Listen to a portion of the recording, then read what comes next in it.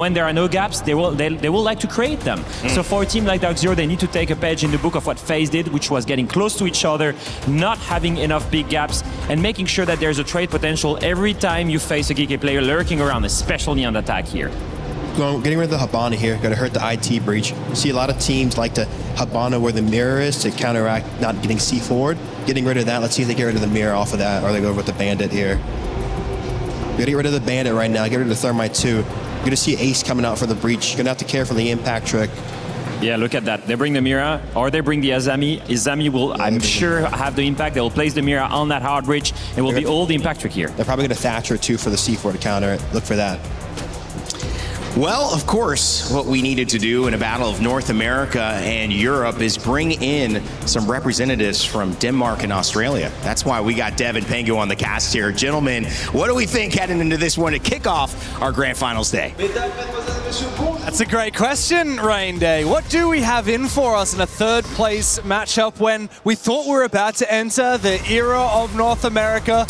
Now it really just comes down to DarkZero to try and salvage a bit of pride. We have two Brazilian teams in the final, and now we have a classic NA versus EU matchup. You say salvage pride for NA. What about EU getting back some of their own pride, James? Right? EU's been in the gutter for way too long now, and Geekay, not the team of thought that would be left standing here at the very end, representing Europe. No, not at all. I mean, Team Secret from Europe. Falcons. Team Falcons.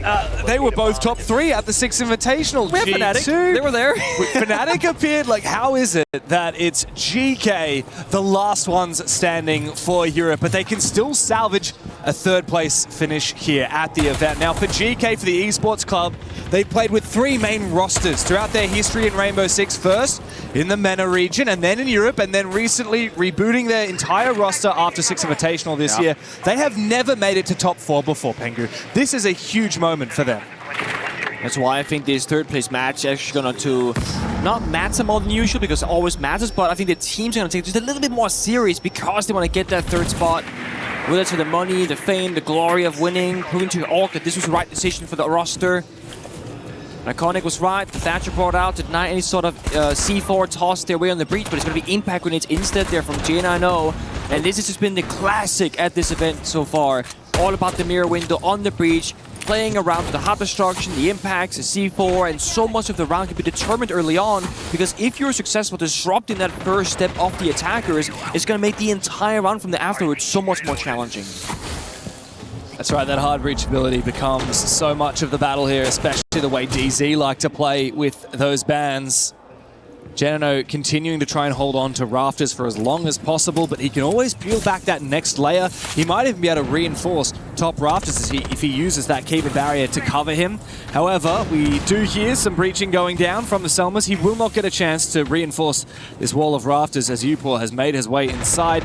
Geekay inch their way closer to the bomb side. Yeah, looking pretty good. They got IT, they got Catwalk. That's 2 of the 3 areas of pressure that they need. But I feel like often you want that third spot. It could be a player below, for example, Sophia, but that's not going to be the case right now. So it should be a late round flank. The C4 could be good for one at least. Gets popped off, but they juke it. They walk straight past it unknowingly, despite having Thatcher with 6 more EMPs in the pocket. Not needed just yet. Unlucky timing there for Foltz, but now he gets out the shotgun, tries to continue fighting him with the verticality, but now he's receiving some fire himself. He'll need to get out of dodge. He'll need to rotate now. The DarkZero, while he's downstairs below, he can continue to be a threat to deny the plan. As we see another facet of this attack come into action here from Ars, coming in through Con. Upor and Grubby together get active as NJR is forced back to that bomb site. Down, but not out as of yet. All up to Foltz.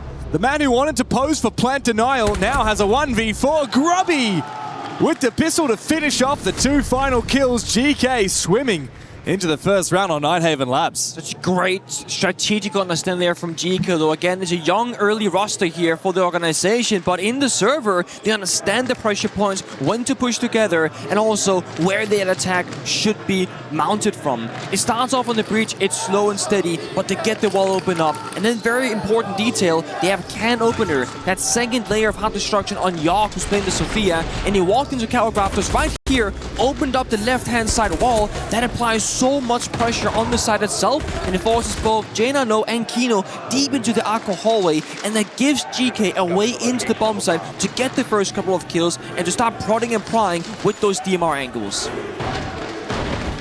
Attacking is where it's at for Geekay here. DZ chose this map pick, which means that Geekay wanted to start on this attacking side. Now, DZ, in most of the games that you and I have casted, Pengu, they've actually been much more of a defensive-favored team. Yes, they have. Their attacks can be strong, but their defense is where they really shine, especially when it comes to denying rushes, denying plant denial. We saw that a lot in their previous matches in the series that we played here on the main stage here, whether it's against Weibo or against Furia. Yeah. Of course, eventually DarkZero did fall to Furia yesterday. Funnily enough, GK, on the flip side, the only team at this tournament who has actually managed to defeat Furia, our grand finalist, and that was all the way back in the group stage. It was a convincing 7-4 on Lair and a 7-4 on this same very map of Labs. Shipper just, I don't know, supportive work there, adjusting Ask microphone without asking for permission, it looked like. He's like, what are you doing? It's my microphone. Now, something that I guess isn't talked about very often, small little insight if you're a player, right? The way that you handle your TeamSpeak or audio setup at LAN events is so different from team to team. So you might be thinking, can you hear the crowd at a LAN event? Usually no. You got your in-ears, you got the soundproof headset with white noise being spammed in the background. However, when your microphone is picking up your own voice, the background of the crowd kind of bleeds into it. And not in the sense that you can tell what they're saying, it's just a lot of noise in your ear. Yeah. So some pro teams, they will have push to talk, where you gotta hold on a button and somehow spawn in a sixth finger to hit that key to then speak to your teammates. Some, they have toggle mute, so you will click a button, now your microphone is muted, you'll click again, now it's unmuted. That's what I would do because I can't hold down a button, I have 6 fingers. Did you actually do that, or did you... There were use some voice events attack? where it was either the headset or the speaker setup was just very sensitive, and if we didn't do it, we couldn't hear the game sound. Yeah, wow. Because the issue is, you gotta balance the in-game audio to hear the footsteps, the C4s, etc., the plant sounds, but also balance it with the TeamSpeak, hearing the teammates going for the callouts, right? And you have different players balancing it differently. But the other option is that some people will just play open microphones and you cannot hear a damn thing. Or they play open microphone with such a high threshold on the gate that you gotta scream for the mic to pick it up. Yeah. And I've only played in one team. I played in Penta. That became G2. I'm honestly so curious what like the average outcome is. Like, what do most pro teams go for? Because no one discusses this. I never hear people talk about Push to it. talk, toggle talk, Yeah. or voice activity where it detects you, and Yeah. then you have to have, as you say, that threshold. And if the threshold is too low, then you're going to hear all of the crowd noise all the time. Exactly. If it's too high, then you're Can't really going to hear have it to at all. scream to make your call-outs. Yeah, interesting. I do wonder. I would love to talk to some of these teams. Of course, a lot of the players are quite the opposite to you. A lot of the players in the server right now have played on various different teams. I mean, very long careers. Yoga, for example, his career has been over 8 years long, similar kind of duration for Fultz. A lot of the players, I mean, everyone on DarkZero has been playing professionally for 5+ years, some way or another, similar for GK. We've actually got a lot of ex-teammates on these two teams. 3 of the players in the server right now actually played for that old Oxygen roster. OXG, of course, Kino, Newers, and Yoga. We got to see a little bit of that, the sass on the 1v1 on stage when Kino refused to shake Yoga's hand. All fun and games for these players that have quite a history together. 5 seconds left. How crazy is this though? Yoga has actually played at 11 S-tier final events on North American teams before this one where he's playing for a European. Yeah, I mean, OXG, they used to make a lot of tournaments. Yeah, I mean, for example, a couple of years ago, 6 Invitational 2025 in Boston, Newers and Yoga were on the same team. They made top 8 with OXG after coming through the LCQ, by the way. They knocked out G2, Shopify Rebellion, and they beat SSG, which was Fultz, JNO, and Callout's team at the time. Ridiculous. Absolutely ridiculous. Second round, second time the mirror went on IT wall is successfully impact denied. This is why you leave the ace open. It's the operator that you can easily impact trick against. With the Sky Repellers, you can just do 2 at a time or do a bunch at a time and open up the whole wall. With the ace Selma, you're gonna pop the first layer, then you can impact through it and deny the second layer. That means you only have peek hole upstairs, not like an entry path forward for late round usage. And the less ways you have in the building as an attacker, well, the less pressure points you have to enable yourself, and the less areas DZ have to be worried about. The third Selma went out. That one was not impact trick there from J9O. So IT now is fully under pressure by the attackers. Nice. So efficient here from Geekay. They are such a well-oiled machine. So much experience on this roster from different teams. I mean, Ask and Yog with their own history. Even Grubby now is becoming a bit of an experienced player. He's played at a number of international finals now. Sarks and Upor starting to come into form as JNO spots out Yog on the Monty, trying to make his way up the rafters stairs. Really poising a bit of a threat. Can't afford to look away from the Monty for too long as Yog will just go for the ADS fight. Swinging with the first bit of action. C4 goes out, takes down Yog, who's actually playing the Monty. Injured as well, trading back. Very nice here from DZ. However, they do lose a player. Will they lose another? No! Kino with the quick drop shot onto Upor. Big kill. The Monty down, the Grim has been taken care of. DZ maintain control of the top floor. 3 players still upstairs, 1 in IT as well. And all the progress GK thought they had made has been for nothing. Kino really just said, fine, I'll do it all myself. C4, shotgun kill, finds the 2 openings. Now just kind of play the corners to play back the layers. But I think there's a read here from Grubby on the bridge. Doesn't matter if Foles is better, stands up. Cleans Grubby's head right off. Now they got the virtual bomb site. Oh, Kino finds another. Foles finds the final player in Ask, who's playing downstairs, jumping in the bomb site window. An easy round there from DC. Funny though, because the very start of the round looked like a perfect dry run from GK. They breached open the wall, they took some map control, they opened up the vert. But as soon as they lost that skirmish on the top floor, it was over. It's so rare that Monty will die to C4. Taking about 75-80% of your health with a perfectly landed C4, that's very common. But outright dying to it, unless it did a double C4 toss, because Foles also lost C4 earlier. I'm not entirely certain, but I didn't catch it if they did. Either way, perfect counterplay. Understand that, hey, if we just deal with the Monty, that's pretty much the entire push that we stopped. Yeah. That was a good plan from GK, but DZ, they're good on their defense. Like we said, 1-1 on their map pick, and this classic DZ. They just love leaning into specific operators for as long as they possibly can to hope that it gets baited out and banned. And in this case, at the moment, it's been Faults on that mirror. He's often playing these power ops on defense that then tries to force out that tertiary ban. Yeah. We saw a lot of Clash. I was going to say, you know he's gonna what he's going to play when you bend the mirror? He's going to play the Clash. Yeah. And he's going to be really good with it as well. He's a scary force to be reckoned with, especially if you want to play shields. And GK haven't been relying too much on the shields. Obviously, they played Monty last round, but they've got all the 3 main shields plus Fuse available should they want it. I think the beauty of the way that DC and Foles they play the Clash is that it doesn't feel like they do it as a shield countermeasure. They do it to enable a style of their own. So it's not that they are dependent on GK to play into it or not. It's about, oh, well, we have the Clash. We can play the kitchen bomb side here on Night Labs. We can play a 4th option to go for more counters or more specific niche strats in the server. And one thing that they've been doing twice now as well is the pulse. Using the verticality against GK, because when GK has been on the attacking side so far, they like to say, we're going to attack IT, we're going to attack Catwalk, and they send 2, 3, 4 attackers. The more people that come together, the higher the chance for a C4 to find a kill, which arguably probably should have happened in the very first round, but Carver just kind of sidestepped it last second. Wow, what an angle. This time it's NDR's turn on the pulse. That's a really cheeky angle from JNO. He's standing behind one of those cabinets in IT with a one-way angle over the cabinet and then through the mirror window. He can't be contested. Onto that angle, let's manage to do a little bit of damage onto Yog, who's now taking a little bit of damage from his own Boogie drone, I believe, as he's made his way into kitchen.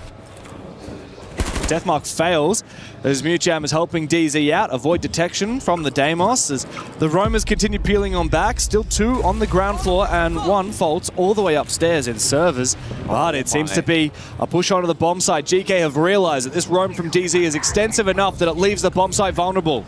Nice, News wants to kill though. Sees so much pressure upstairs in the wrong game, but News is better. Finds 2, then finally trade it back. But they know this bomb site is relatively weak. Yeah, indeed they do. And Faults is a 3 armor, 1 speed operator all the way up in servers. He must have some kind of vert angle to try and help out as the push comes into the bomb site, but NJR from behind will take down Ask.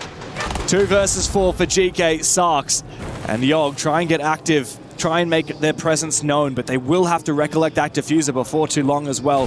SMG-12 in close range. Kino, he's usually trusted with that shotgun. Yog does find NJR. Maybe this is winnable. They've got that defuse. They've got the pick. A retake could happen here from DZ. As the phone is ringing on out, Sarks will go down. The verticality works out in favor of DZ.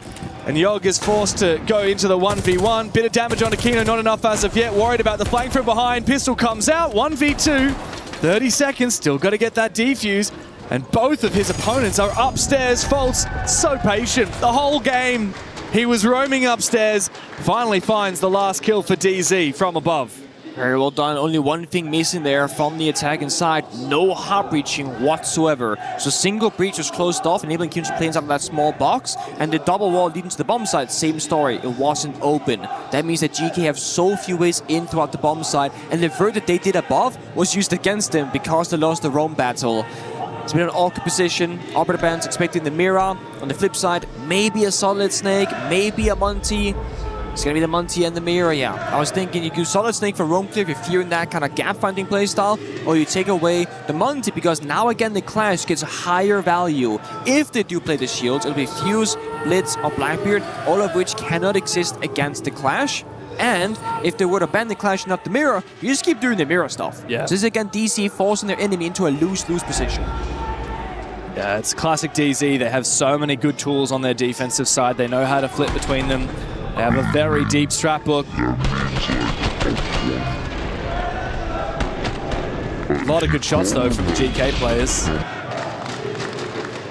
DZ, though, those setups, too complicated. You can't cheese them. But you're right, that Solid Snake not getting banned does mean that there's more likely going to be opportunities for GK to quickly find space for free and get in that building, get in the bomb site like they did last round. The problem is, Solid Snake's weakness is actually Vert, because his gadget only tells you what's happening on the current floor that you're standing on. They should really buff that, shouldn't they? Like, why would it only track the floor that you're on? What if you could go up a floor, down a floor as well? I feel like Solid Snake is a pretty buff guy, right? Like, he should be able to hold 2 F2s at once. Oh! And they have the same recoil, right? He's got 1 in each hand. So it does double damage. What do you think? I mean, if you have 2 weapons, right? I would argue that the recoil counteracts each other. That's because right. you get even one upside down on top of the other one. Yeah, Zero exactly. recoil. They go into each other. Genius. We all know that when you wear a backpack on one shoulder, it's awful. But if you have 2 backpacks, 1 on each shoulder, it equalizes the weight distribution. Genius. Therefore, it's easy as. Genius. Love it. It's the kind of 300 IQ strats that you can only get when you've won 2 championships and been washed up for the last 6 years. I was gonna make a point, actually. Almost every single player in this lobby has had a longer playing career than myself. Counting both Tier 2 and into Tier 1, because Upor might be new to the Tier 1 competition, but been in Tier 2, Tier 3 for years. Yeah, he has. Yog, one of, like I said before, the longest running players remaining from North America, no longer in North America, here in Paris, playing for a European squad. He finds the first kill. J90 goes down. That regenerative utility of the Azami. A good one to take down early, reduce the value the defense can gain from it. But DZ are no strangers to fighting from a numbers deficit on the defense. All a matter of how DC can restabilize. It is going to be that top floor bomb side, so in terms of options, kind of just going to go for a kill somewhere. Could be Kino forcing a shotgun flank inside of E-Box. Could be Newers going for a flank, playing by meeting. They've actually misdroned him so far. They double back. But I think still a small gap being found there. Doesn't matter. Newers shots the drone, falls on back. NGR elsewhere did find a kill, so back to even ground, meaning that now Newers has to value his life a lot more and really escape back to side, which he will do successfully. He does indeed. Good shot though from Yog. He's down Faults. Another big one with the Commando. 4v2 now with Faults still on the floor and separated. He is dead meat. As soon as GK realized they found that pick, it should be over. Newers going for a flank. He is shut down. Good patience now from the European squad as NJR has it all to do. I think I've seen this before. I swear I saw this just yesterday. Surely not. Arse just needs to go for a plan. Don't pull the herds on me right now. NJR continuing to jiggle peak. GK no, I believe that this is a 2v1. In fact, it's now confirmed. Now Yog goes down. It's Arse that has to clutch, and he will, thankfully so. NJR, oh so close. But a second round is found for GK. Dude, NGR, disgusting. Getting that lean tag in there. That could be Newers teaching me trigger too, I think, because that looked like a Newers play. And I will say, watching DC for as long as they've been around, I think NGR having to be on Thermite for so many years and Harpoon seeing supportive roles, I've always been like, what is this guy doing playing supportive characters? Because there's been so many times, like going back to Charlotte Major even, the DC Charlotte's Grand Final, when MJ was forced to become an entry and like in a round gone bad for DC, this guy is nasty. Oh, yeah. And now on DC, with a little bit more freedom in the playstyle, especially on defense, he's really coming into his own now. Yeah. Seeking those moments, seeking those plays. For sure. And look, NJR, what a long career he's had. But funnily enough, the entirety of his Tier 1 career has been with DarkZero. 5.5 years. In that time, he's won 2 majors. Yep. With 2 completely different rosters. Charlotte way back in the day with the Canadian DZ, and nowadays with Fultz's DZ as well. A long career, especially considering he is only 23 years old. 23 years of age, and he spent his entire adult life playing for DZ. That's impressive. Not many players end up in just one spot for so long. I mean, Mint was also a one player back in the day that kind of stuck around one team that became another team, and then, you know, he retired.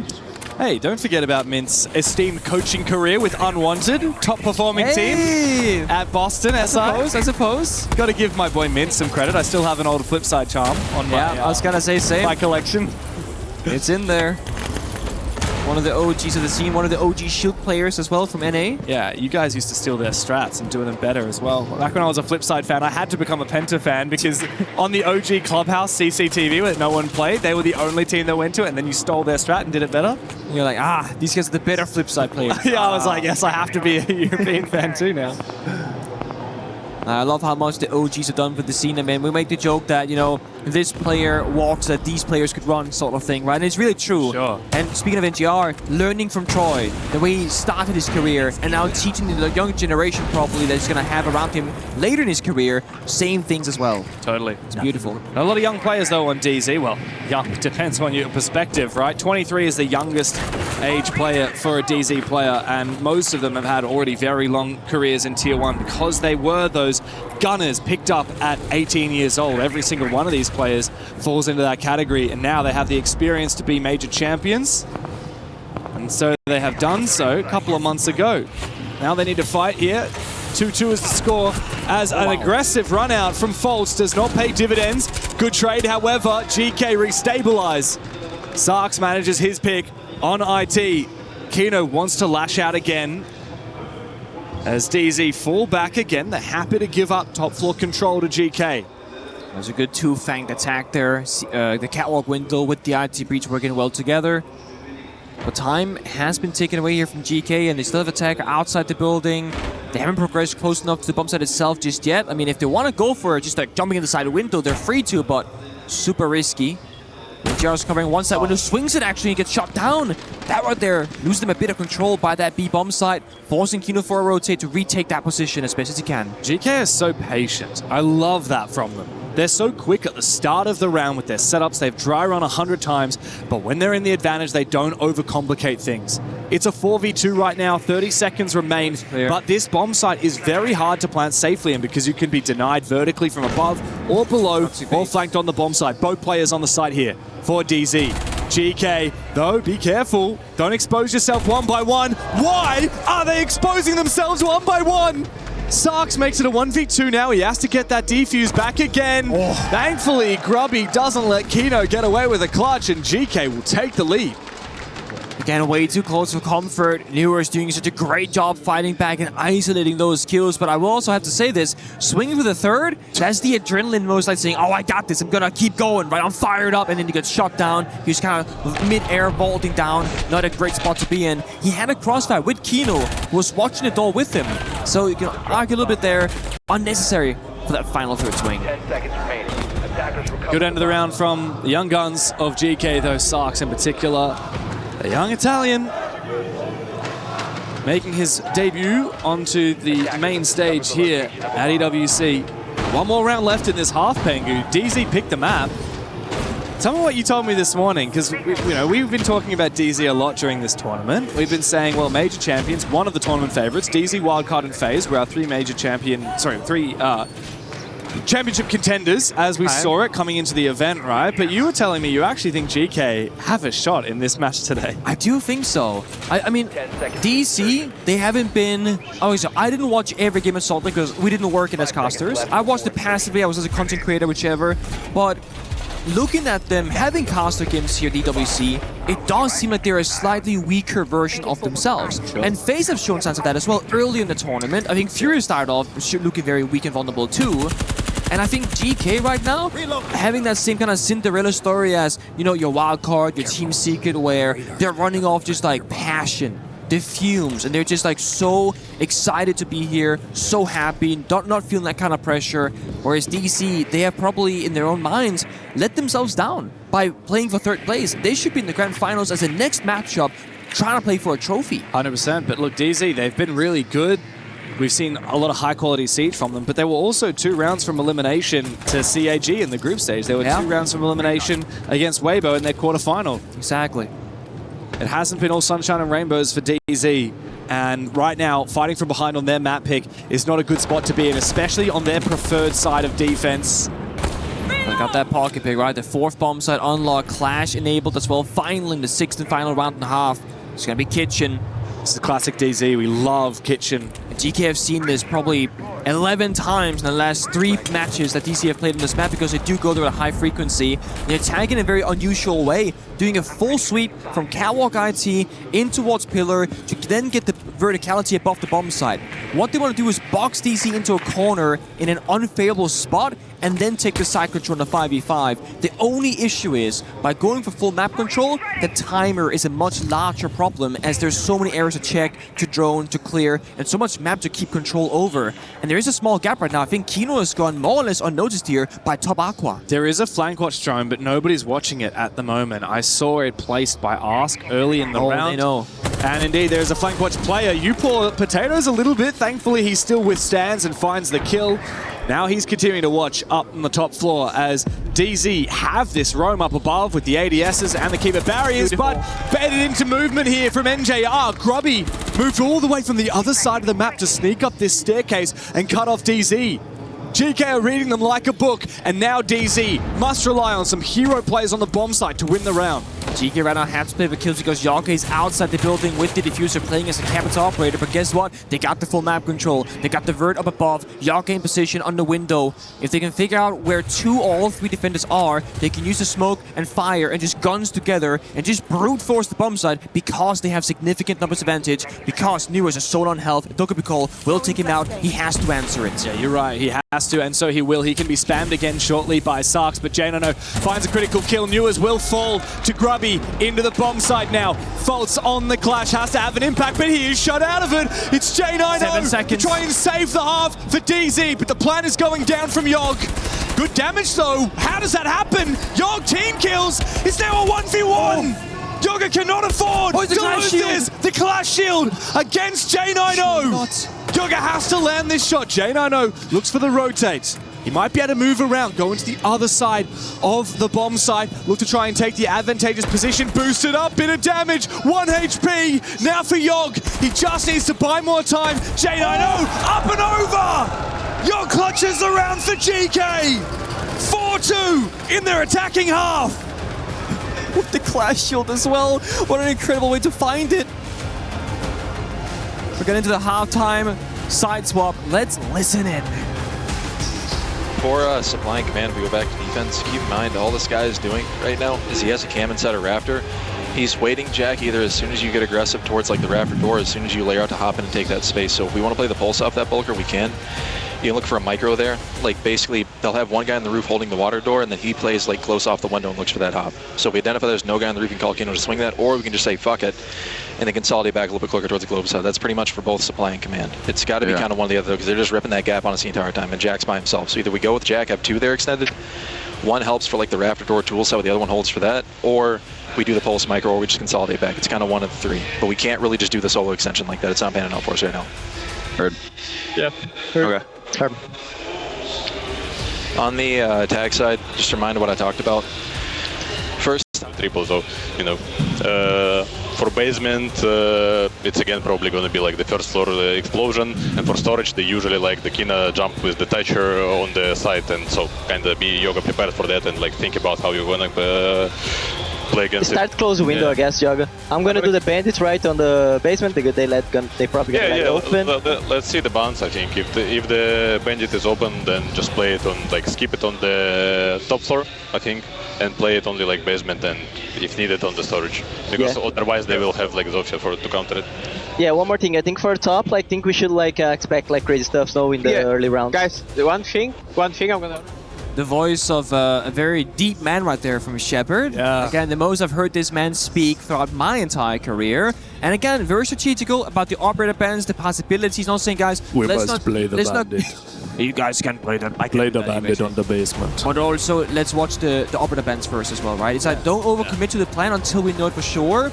And whenever we talk about kind of like how much he measures before he commits to something, you said this last cast, it gives that old Empire vibe, because they had one strat that they perfected on the attacking side that they always just used to know exactly how to counter their enemy. So Shepard would never call something without the full intel, so the operator ban will show exactly what they're going to do in the final end. For sure, and I really do love the way that Shepard gives so much freedom to the players of Geekay. Yes. Instead of saying, guys, you have to do this because I said so, he says, oh, think about this. Yeah. Think about this. Here's an idea. Here's an idea I had. You know, it's up to you.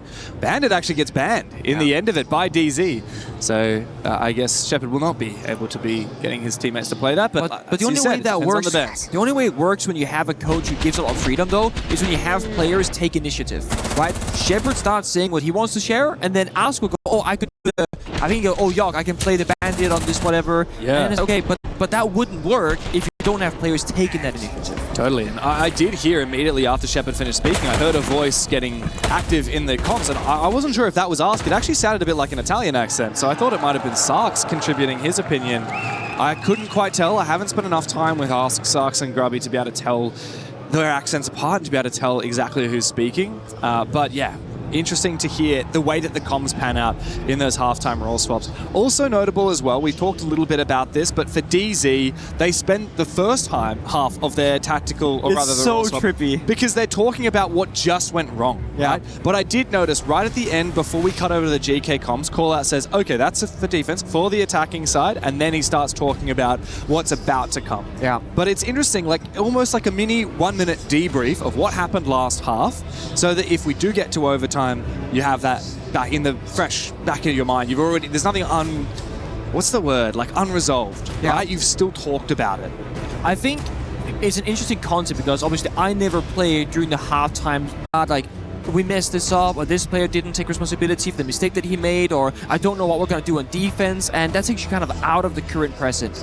So you talk through it, debrief style like you said, then you talk about for the last 60 seconds of the 2 minutes, what about our attacks? And then Callout said, just to reiterate what I said already, you know, what the prep work was going into the game. Yeah, very much so. Funnily enough, Faults actually got to play in the third place match last year at the Esports World Cup with SSG, as did, of course, J9O and Callout. And funnily enough, they lost it to Furia. Oh, did they? Yeah, they did. I thought they won it. They did. No, Faults is a funny player. I mean, when you want to track the continuity of this roster, you could obviously look at NJR and the old DZ squad, but most of this DarkZero really is the spiritual successor to that old Space Station roster that Faults was the leader of, especially because Callout is still coaching. Faults himself has actually been to the last 15 events in a row, S-tier events. And that includes with DZ and Space Station before it, most of those with J9O, a lot of them with Newers, and while he was champion at the most recent one in Salt Lake City, he's been very up and down. Prior to that, I mean, top 8 at SI, and then bottom 16 at Munich, and then Esports World Cup last year, top 4, but only 4th place. Reload, first rounded, SI the year prior, top 6. It's very much up and down for that old SSG, now DZ core. Yeah, I remember Anne asked him a question during the previous interviews about the longevity of his career, where he goes, oh, you know, I came to the game and I got better, I had my victory. And it was about relearning and getting back up to that level again. So he goes up, he wins, he goes quite far down, fights his way back up, gets another win, but there are so many years between them. Well, his first ever event was with Space Station when he was a very young man. In 6 Major Raleigh 2019, he got top 8 at that event. He won the next event. SI 2020 in Montreal. His second ever event at a professional Rainbow Six level, he won. He was a world champion. What did he do since then? I mean, he proceeded to do pretty much nothing for 6 years, no championships, until finally getting that second championship of his in the major in Salt Lake City. He's had an extremely long career. He's a player who was always at these international events. You would have thought that he'd have a few more trophies. I thought there was one more, actually, but I guess not. No. No. All right, SI 2020, and then a lot of top 8s. You know, like almost every single major he went to, he would make it to the main stage. There are a couple of outliers where they got grouped, like SI 21 or Copenhagen, for example. They actually got grouped by Scars. I remember that very well. Casted that game, great match. And then Reload, very bad performance. Munich was probably the worst performance we've seen from them in recent history, where they didn't even make it out of the top 16. But yeah, I mean, obviously there's a lot of potential from Fultz and from his team. We've seen that. We've seen the depth that this DZ team have, and yet they fell just prior to this match in the semi-finals to Furia, who now make it through to that grand final. But this is also the story for most esports pro players, and even in regular sports athletes. There are so many people who has to go without a win for a long time for someone else to win, of course, obviously. And in Siege, you and I had this combo this morning for breakfast. We have had, depending on exactly how you define it, between 3 and like 5 eras, a dynasty, if you will, for teams, right? And then everyone else, they either had a singular victory or no victories. Totally. There are so many players who's been around for 5 to 8 years who's never won anything. Totally. Because we've had so many, or we've had teams just dominate for a long period of time. I mean, we had Continuum, and then we had Penta G2, and then we had Empire, and then we had W7M Furia, and then we had FaZe. And it's like... Yeah, that's like the simple, I would say the simple version. The simple version is those 5, right? Yeah. And then every other tournament that has been won, you know, TSM winning a 6 Invitational, DZ winning a few majors, these are all one-offs, right? Like, even Space Station's SI win, like, where was the consistency aside from that? And I think another team that really comes into this conversation is Falcons, because of how many times they have been regarded as one of the best in the world, maybe even the best, but not making it into a championship, not actually raising the hammer or raising that trophy. And it makes me wonder, what is more impressive? A player like Fultz making it to 15 events in a row, a player like Canadian who's still playing 10 years. Into every SI. Exactly, every single 6 Invitational. What's more impressive, that?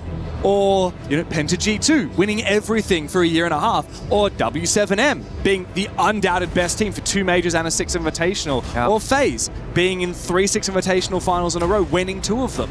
You know, what is more impressive to you? I feel like there's actually, it's a bit of a subjective. I don't think there's a correct answer, There's different ways of measuring it for sure. I have always valued consistency and longevity, and it's why I have so much respect for a player like Joe Canadian. He might not be going on stage dropping 20 kills every game and winning every single grand finals, but the guy's qualifying for an event. He's still there, still having impact and a presence, and teams like your FaZe Clan, who in recent history, 3 SI Grand Finals in a row, right? That's one thing. But if you go back 7 years, they were in a top 4 Pro League final. Totally. You go back to, 5 years ago, they were in a major final. And sometimes they win, sometimes they lose, but they are always at the top, chasing the trophy for such a long time.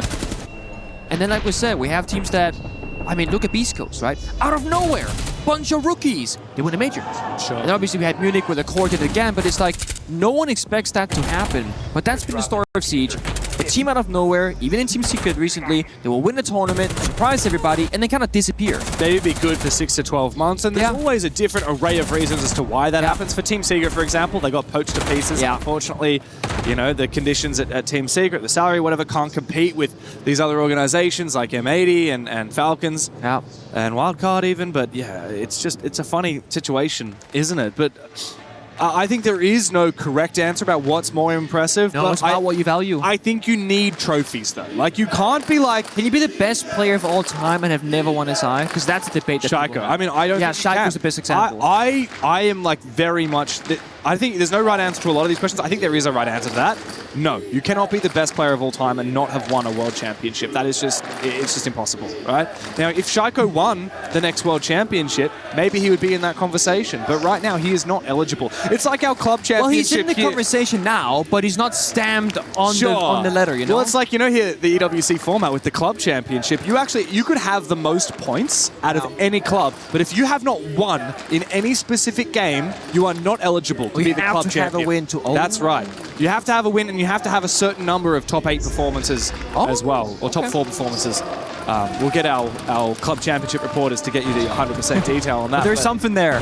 For sure, exactly. You know, like, I don't care if Falcons, let's say, they were second place in every single title. That's not good enough. You cannot win the championship unless you have one of the championships to your name, and I think that's very much the case. I don't care how many grand finals you've played in, especially Falcons, because they have been in so many grand finals.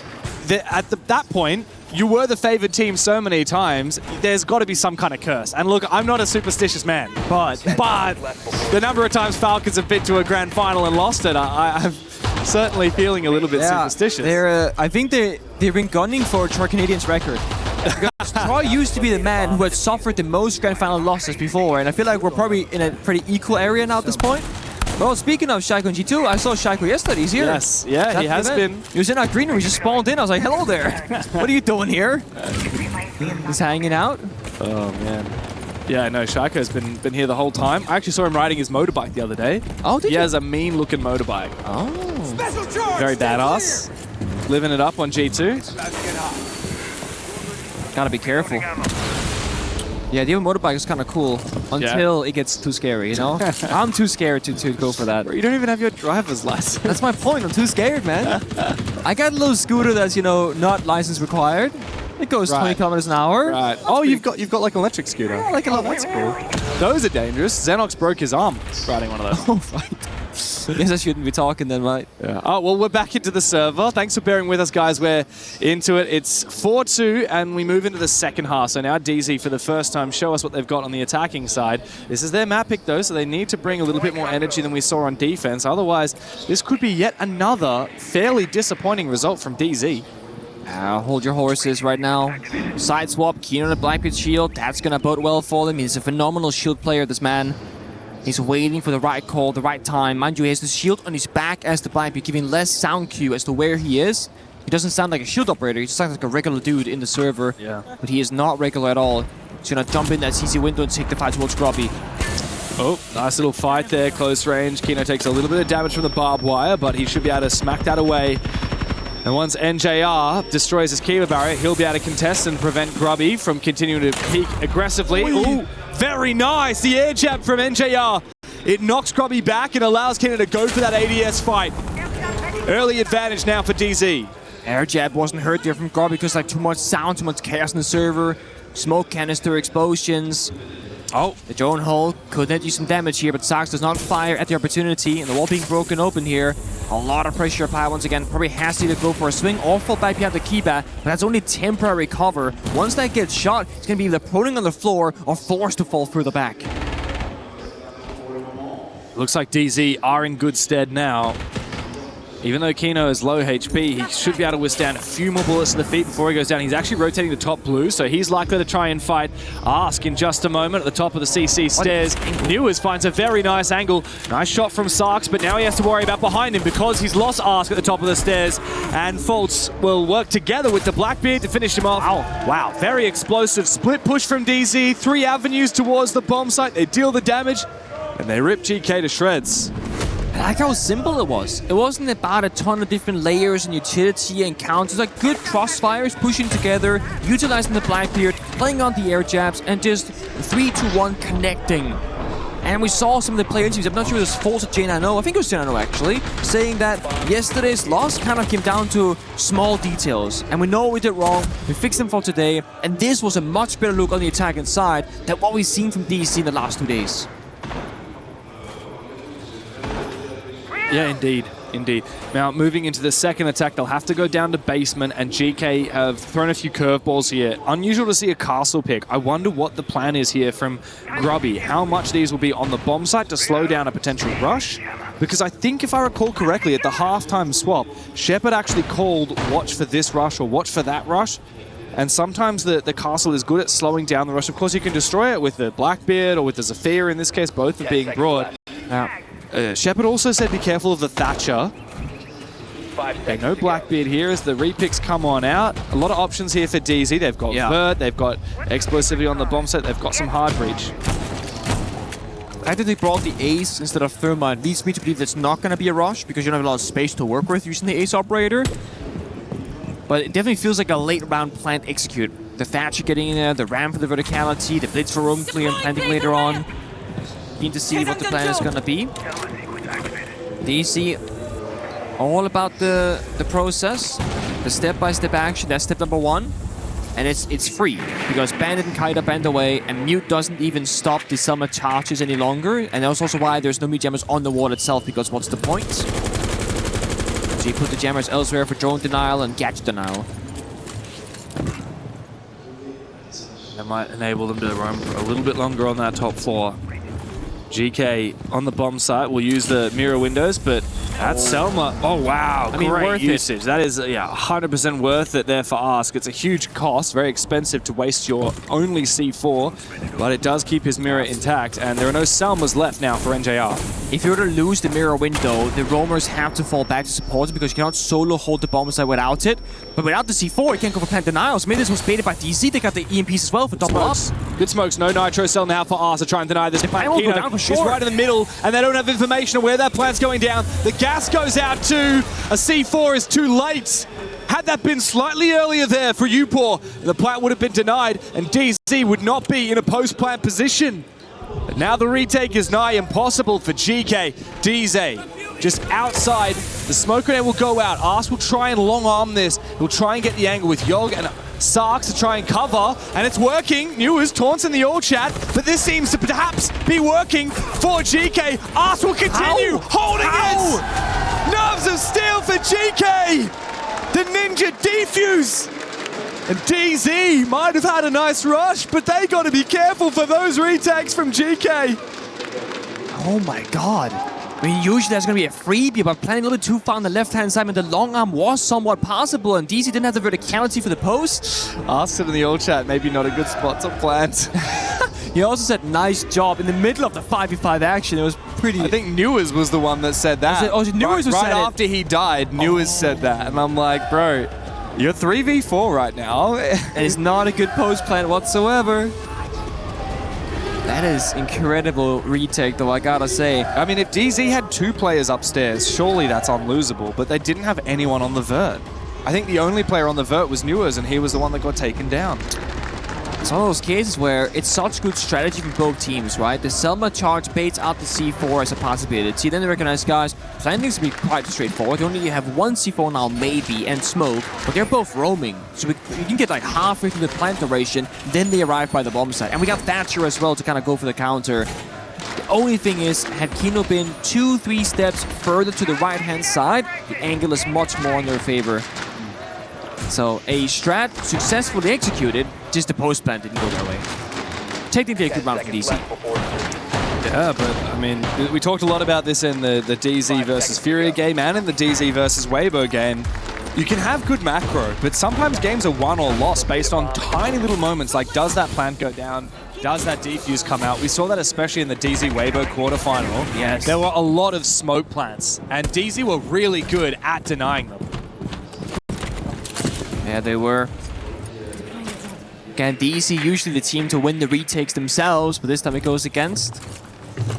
And Ask, I mean, you can say he's 1-5 on the scoreboard. All I see is that he defused the diffuser last round and got his team the round victory. Again, there are so many ways of gaining value that's not shown you on the scoreboard, in the kill department.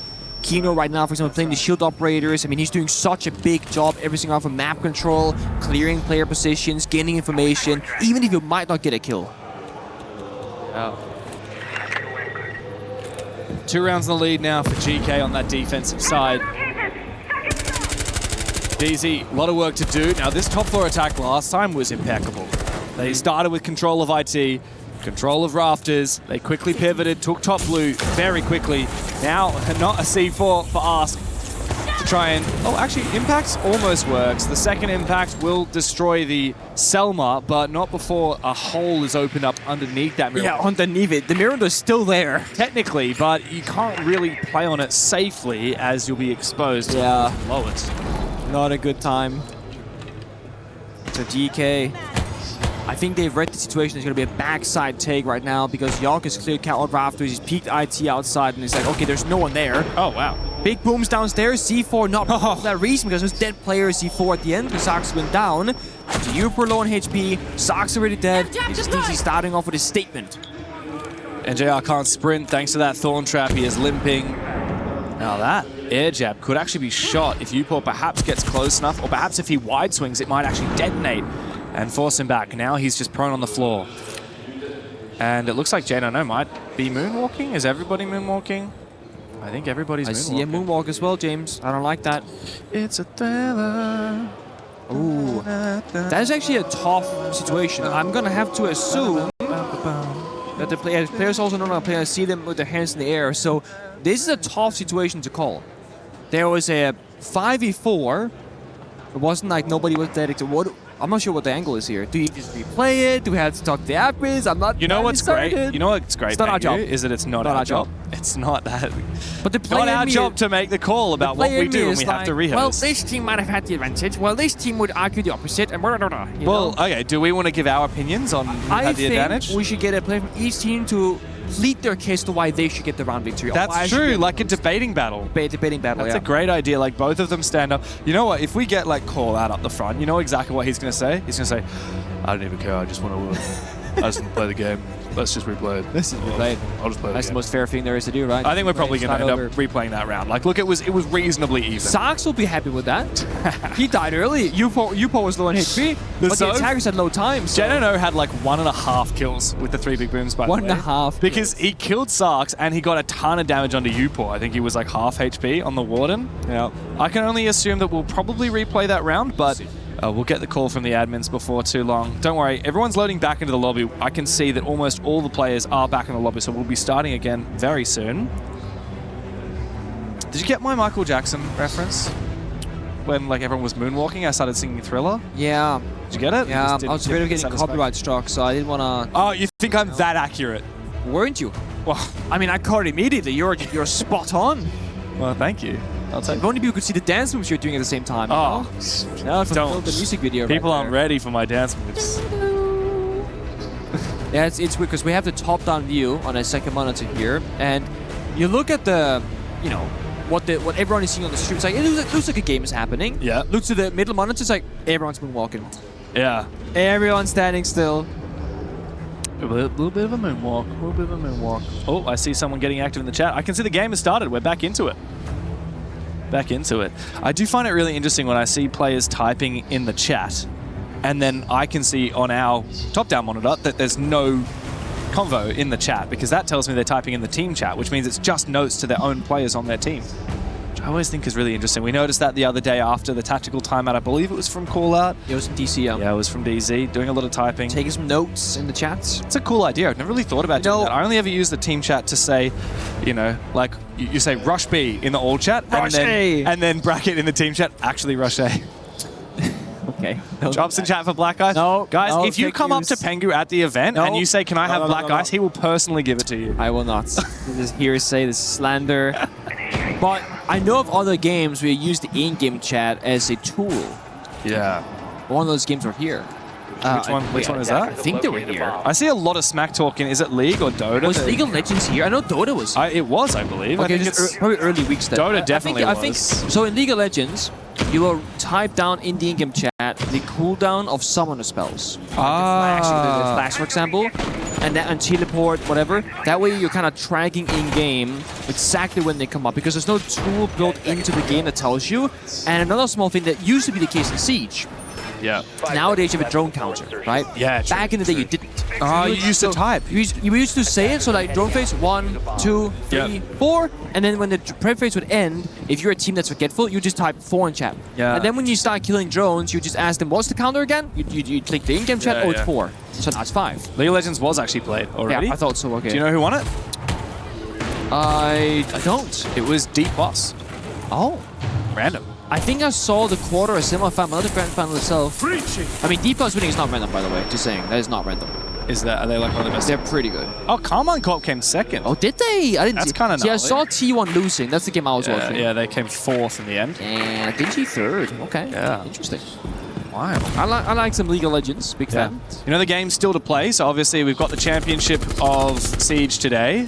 We've got chess today as well, the grand final, which I believe is... They're playing a third-place match right now as well. Oh, really? Which is Hikaru Nakamura versus the other guy. And then we've got the young 19-year-old in the grand final up against Magnus Carlsen. No, Hikaru is gone, no? Yeah, that's why I said it's third-place match. Oh, sorry. Yeah, you're right. Oh, you're right. anyway. Of course, back into it. DZ still fighting from behind. And this time around, it is a trade back and forth. Grubby finds nothing as he is taken down. But Kino also falls, and now Newers has been shot out by Sark. So you're right, Sark's very happy to get a second chance, second life. DZ going quick, but GK seem to be putting a very fast stop to their push. Of course, it's the control room bomb site, very different to what we saw from the round that never got finished. And GK, very active on this defense. They don't need to make a move, but Sarks does anyway, and he gets a little bit silly with it. Gets taken down. 2v3 is very winnable here for Fultz and NJR. I love when a team, they have a bit of a re-host, right? And they both going to say, guys, let's control the pace, go fast into it. They're both fighting back and forth. The Nari tripwire right there. Bro, shocking NGR. Teammate literally pinged it for him. Hey, relax, buddy, okay? Oh, he got sapped again. He can't find the laser. Beep, beep, beep. Strange move there from NJR. 20 damage every time, by the way. So nice and slow. And if they find the second kill from Fultz, that could change everything into even numbers. There's still plenty of time to work with. They have no drone watching this player of viewport. He just has good game sense on this. Planting, though, I'm not sure. It honestly could be possible. There's no C4s, there's no verticality. DZ really need this round to prevent the match point, and indeed he will go for the plant. He wants to try and bait that flank from Uport. He saw him earlier. He's got the read, great, but no, misses the shot. Needs to win this fight so critically, but he doesn't. Now NJR doesn't have that diffuser. It was such a pivotal moment there for Fultz, and NJR needs to get back in a position. Uport has just run all the way back. NJR doesn't know where he is. He doesn't have time to chase down both of these kills, nor does he have time to get that diffuser. DZ are going to go down in such a significant deficit. It's 6 rounds up for GK, for 3 for DZ. Map point here on DZ's map pick as we head into the operator bans, and I already have the call. After the operator bans are finished, DarkZero will take their tactical timeout. All right, so I see the bans first, yeah. What's the vibe? What are you feeling? What is the problem? I frankly couldn't tell you. I know there's been so many different obstacles here. Maybe it's the Denari. He's just like, can we ban Denari, please? I'm sick of it. Yeah, Sami is very standard. Good move. Very good move. Though it's only been played 1 round so far. You still want to do that, like mini play? See the same thing. What DZ have to say. Alright, you guys hear me? Yeah. Next time it's supply, we can send Topic with similar pressure off that. I want to make sure we're getting hard pressure off Weed though. More likely than not, they're going to extend off that drop the Nomad, take it Flores with the fucking con window side June down there. Rip all the shit they have, probably going to be like a shield extension, etc. I want to open up the Weed side, and then after you open Weed side, you can decide if you want to flip back into a bot, cut out the horizontal look right now, look for like a water or like a fucking fork, Raptor window gap, shit like around there. Cut out the game side lurk. All I want to do is apply Weed pressure, then cut out his drop and supply. For command, what you call it is fine. I don't really like... Doesn't really matter one way or another. The only thing I'm going to say is make sure that we're very decisive once we do take that water set, how we're going to transition into taking the Raptor, if you want to do that. And then for basement, let's just keep it simple, apply side pressure and clear against these guys. Okay. A good old gift to break down for all 3 bombs, because DC have to go flawless now. 3 rounds in a row, they know the rotation here from GK, and right now it's about round by round. Yeah, 3 map points is a lot here for GK on their defense as well. Just gotta dig deep. I mean, this gunfight in particular, I honestly thought that Fultz was destined to win it. Yeah. The mouse slam. The thing is, Fultz played this so well. So he went to the bomb site, started planting. There's a pre-play C4 that was popped by the default plant position. When that happens, Fultz gets off the plant, goes back. He knows he must be downstairs. Exactly. Chases the kill, does the first bit of damage, and somehow loses that fight. On the other end, NGR found the kill onto Ask in bottom garage rafters. That should be the round. That could have been a 2v1 favor in DC with the plant guaranteed to go down shortly after. Also, if Fultz's fight had happened like 5 seconds after NJR gets a kill, Fultz probably thinks, maybe I won't take this fight. Yeah, exactly. Maybe I'll play the 2v1 on site and wait for that flanker from below. Exactly. So yeah, look, I think that was a very telling moment when we saw Fultz slam his mouse just there, because DZ are known to be the team that says, you know, screw the narrative, we don't care, we meditate before every game. Even yesterday, as Furia were slamming their drums, the 5 players sat before the match started with their eyes closed. They're meant to be the kings of mental. This is just another game.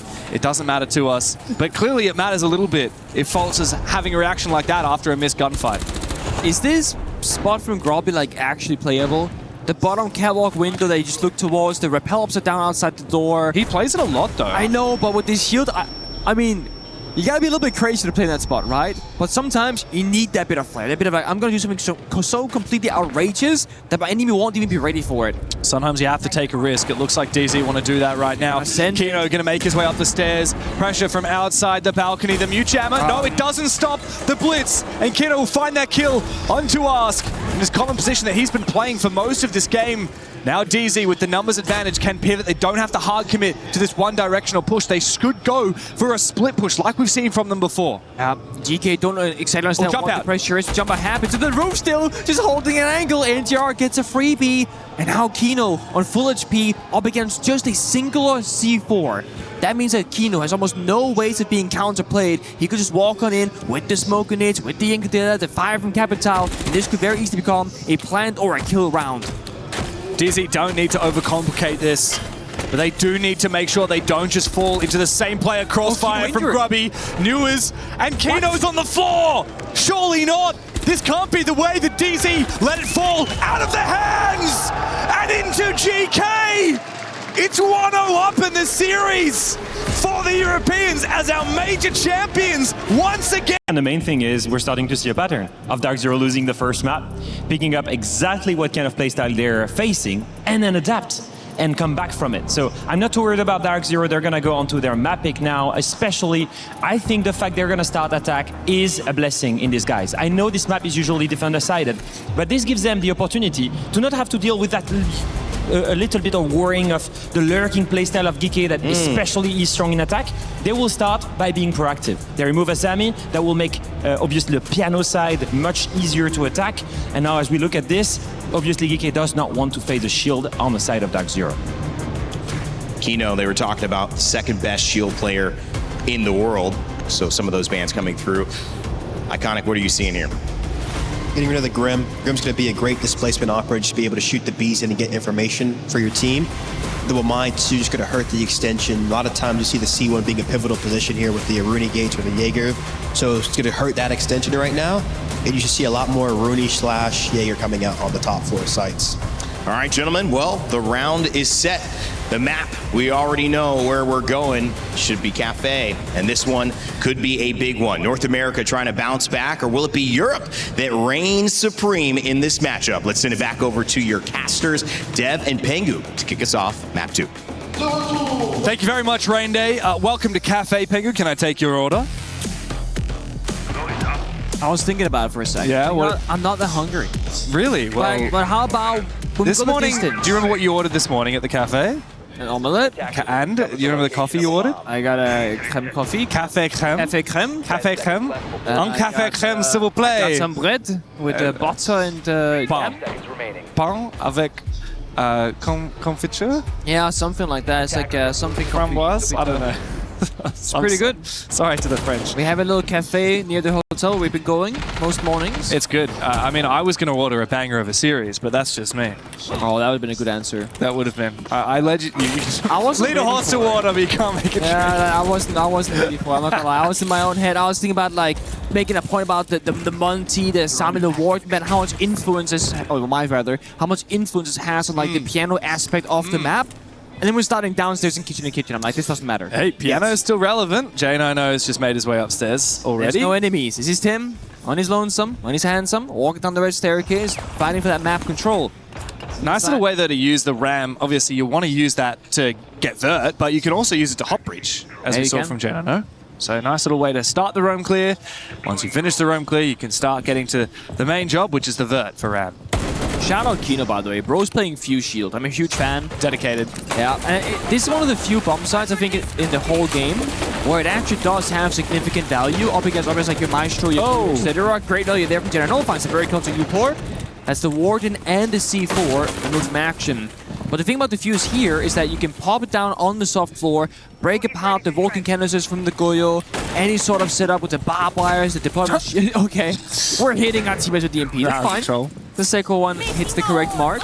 So right now, after clearing utility, dodging C4s and staying alive, they can put down the Sense Projector walls, start fusing the floor, maybe prep one for late round, drop down the hands, go for a plant. This should be for DZ 100% about playing for the plant and the post. Yep. Of course, question is, will there be any fires? Beautiful coverage. As the coverage from the Sens wall comes on out. Newers will go down, however. And there is still the presence here in VIP, held by Yogg. The plan being confirmed by Kino at the moment as the flank comes through from Grubby. He finds one. This will need to be a big flank opportunity now from Geekay. Into the 3v3 coverage upstairs by NJR on this flank watch, and he gets Grubby dead to rights. Yogg now still needs to make a move from VIP as Ask managed to detonate that fiery Kiba, rather the Vulcan canister from Goyo. Will be traded back from the 90-degree angle from J90. Now Yogg in a 1v2, and NJR is up above on the vert. Beautiful plant, beautiful cover from DZ. Yeah, that right there is just strategical knowledge of like where can we plant that's absolutely safe, and they do it smartly. They jump into the bomb site window to plant deeply. It's a mini croissant. And with that, the C4 cannot reach, the smoke canisters cannot reach. The plant is guaranteed to go down because there's no line of sight with the Sense Projector walls either. So again, perfect understanding. Good flank attempt there from Grubby, not gonna lie, but it doesn't matter. J90 deep in the bomb site, and NGR did retake that top floor vert. Or upstairs vert. Yeah, I have to wonder, if you're a player like Kino, you know, how many rounds of Siege are you playing a day, right? Scrimming, like, how many rounds of Siege are you playing at least 10 per month, right? At least 10, it's a lot more than 10. Okay, so on average, you know, a scrims? It's safe to say that you play 3 maps at least 6 days a week. And then there are days you do more than 3, so that's 3 is the minimum. So let's say average of like 12. Although when you got Pro League, you don't play as much. So yeah. 12 rounds in a scrim, right? Yeah. Scrims, yeah? Yeah, guaranteed 12 rounds. You play 6 halves. 12 rounds. Pardon me. Pardon me, I just had to cough for a second. 12 rounds of scrim, 3 scrims a day, that's 36 rounds. That's 36 rounds. 6 days a week, 6 times 36 is an unknowably large number.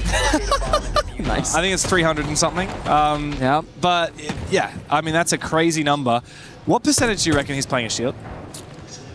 A pretty damn high number. Pretty damn high number. I mean, most of his attacks. Honestly, I think the number is in like, depending on the meta, the time, whatever, but I'm probably like in the 50 to 65% category for the attacking side. Isn't that insane? Like that's for the attacking side. Probably like 100 or so rounds in a week of shields. And that's not counting for ranked and whatever else you do on your own time, right? So yeah, and this is why, exactly the reason why some players are phenomenal at the shields, because if you play that many rounds often, you learn the weaknesses and the strengths. Then you have players who started playing shields recently because of the shield meta, who's only clocked a couple of hours and maybe only a couple of 100 rounds on the shields and all their use of pro play.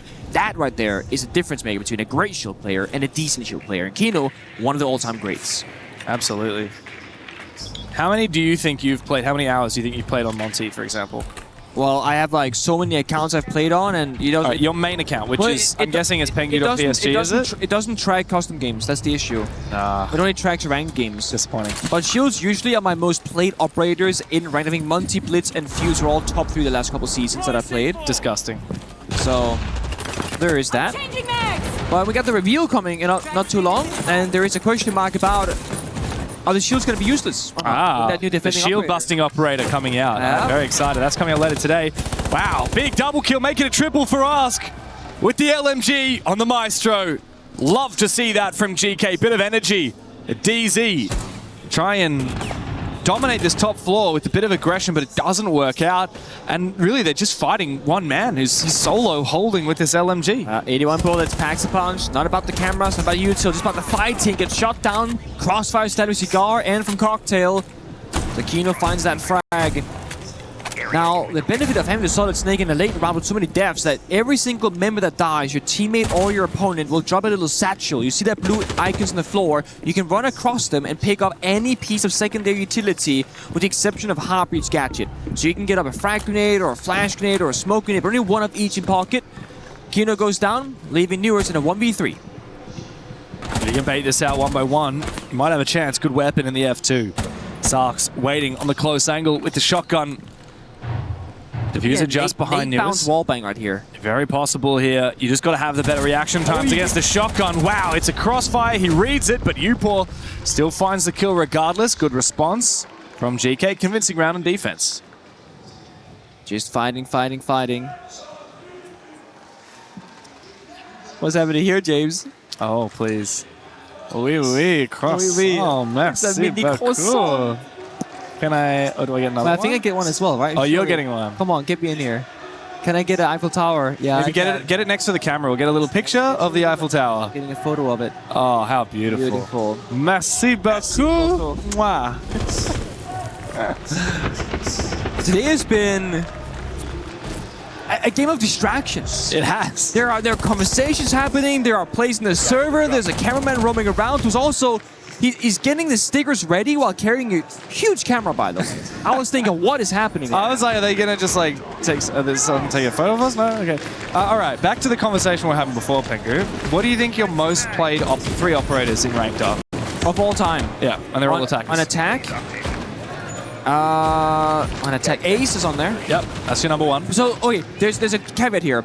The rank system doesn't track until after year 7, so you have to keep that in mind. Okay. So Thatcher wouldn't be on there because that was in the past. I'm gonna go Munty. Yep. I'm number 2. I'm gonna go Blitz. Yep. Number 3. Bang! I knew Dirty it. shield player right here exposed on stream. And there was a season where Fuse was 3rd instead of Ace because Ace was bad all the time. You also have a 1.65 KD on Blitz with 654 rounds played. Not bad. Absolute demon. It's not bad. It's disgusting. Look at my all-time win percentage record of all time. On what? Go back to my main profile. Oh, okay. Not the operators. Sorry, Self-Glacier. Win percentage 79.6. Oh, shut up. Lifetime ranked, hold up. Lifetime ranked 82.5 with a 2 KD. Over... 1.94 KD, okay, come on. Okay, over 5,000 games. That's not bad. Yeah, that's not bad. 5,000 games with only less than 500 losses. Machine. All right, let's see. What's this from Grubby? To lock in. From Cigar Lounge. He actually finds a double kill. I think they mustn't have realized that he was tucked around behind the minibar. And he feels exposed. He still finds it. This nade, I don't think that'll flush him out of his position. He's happy to just tank the damage. It also doesn't even destroy the minibar, but those explosions go both directions. A nitro cell tossed out from down below in train by Sarks gets the injure onto Newers. I think they have an inkling. Good pre-fire from Foles. Almost traded back. Newers will get back up on his feet. DZ will try and pick up the pieces of this very grim-looking round. Early disruption time and time again. It was Ask previously, now Grubby finding 2 quick kills. News on low health too. They do have a out for verticality, but he's walking down the white staircase looking for a fight instead, so that hammer not going to be used downstairs. Jock was waiting for him. An absolute freebie. And DC not having a ton of strat right now in the server. No step 1, step 2, step 3 because they fall early in the round. It'll have to come down to fishing for picks here.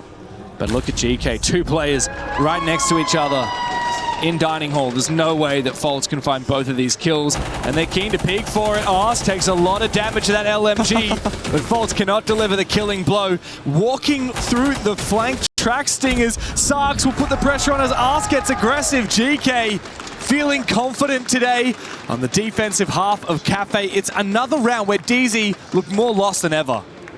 Yeah, again, DZ's gonna slow down the game right now and take it step by step. Don't fall early in those gunfights. Get the drone work going. I do think that multi-ban has been super influential because it's so hard to play the other shields. The verticality, the C4s, the long-range gunfire that's gonna be happening.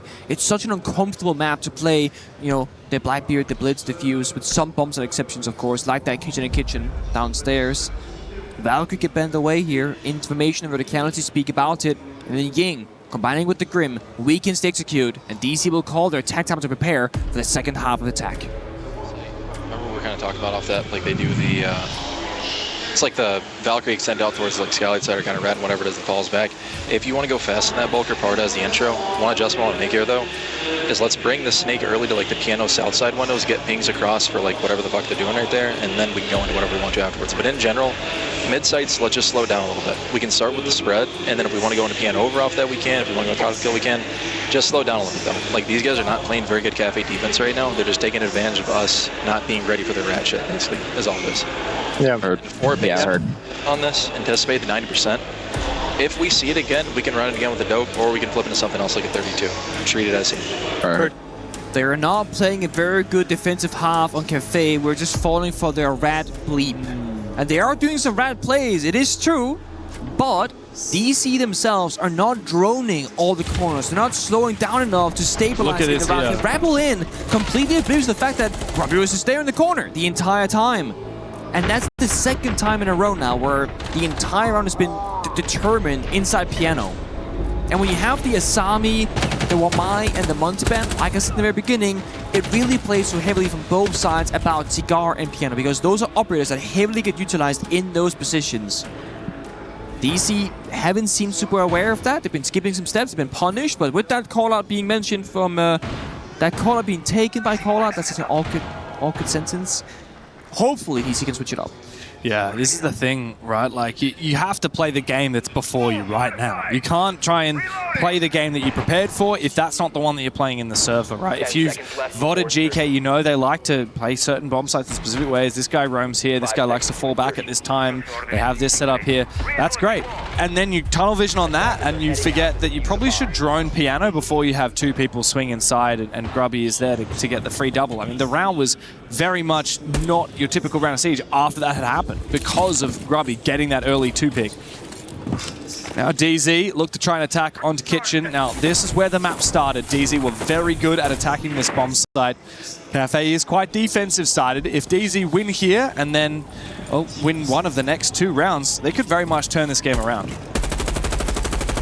There's going to be a pocket pick here from GK to change it up though, the clash. And ask Hid in the prep phase. Yeah. And doesn't care as much about the verticality from the attacks. You can kind of walk below it with the shield covering. You can walk in towards the plant spot, put down the shield, go for a kill. So GK having a different win condition. They're also playing a ton of different time denial operators. You know, the fire, the smoke, even the 2-brow they could be used for a hatch if they really want to commit to it. But DC, I mean, they are great at executing in a 5v5 fashion when they can get all the right pieces together. We saw that the last time when they found their first round victory. This should be a similar story. So this is GK doing a handshake deal with DC saying, we will take the 5v5 late game, and we believe that we can win it this time. I like that from DZ.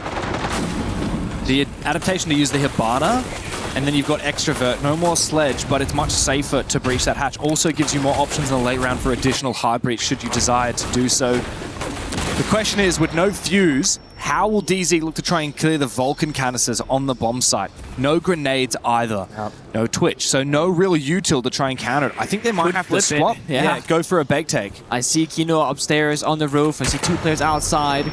First they baited, Gon6 goes out and force the first fire. Stall for 20 seconds. Captain responds. The clash will count as the Kino shield. That's the issue. Nitro! It's big! Big! And a second one from Uport to follow up. He's using this clash perfectly as Art protects him. Uport could fall back right now, but I think he wants to continue holding on to Bakery for as long as physically possible. With no shield left for DZ, and with the Hibana taken down, there are such few options now for the North American squad. Perfect arrival there from Ask. All about putting the clash in the execute position for counterplay.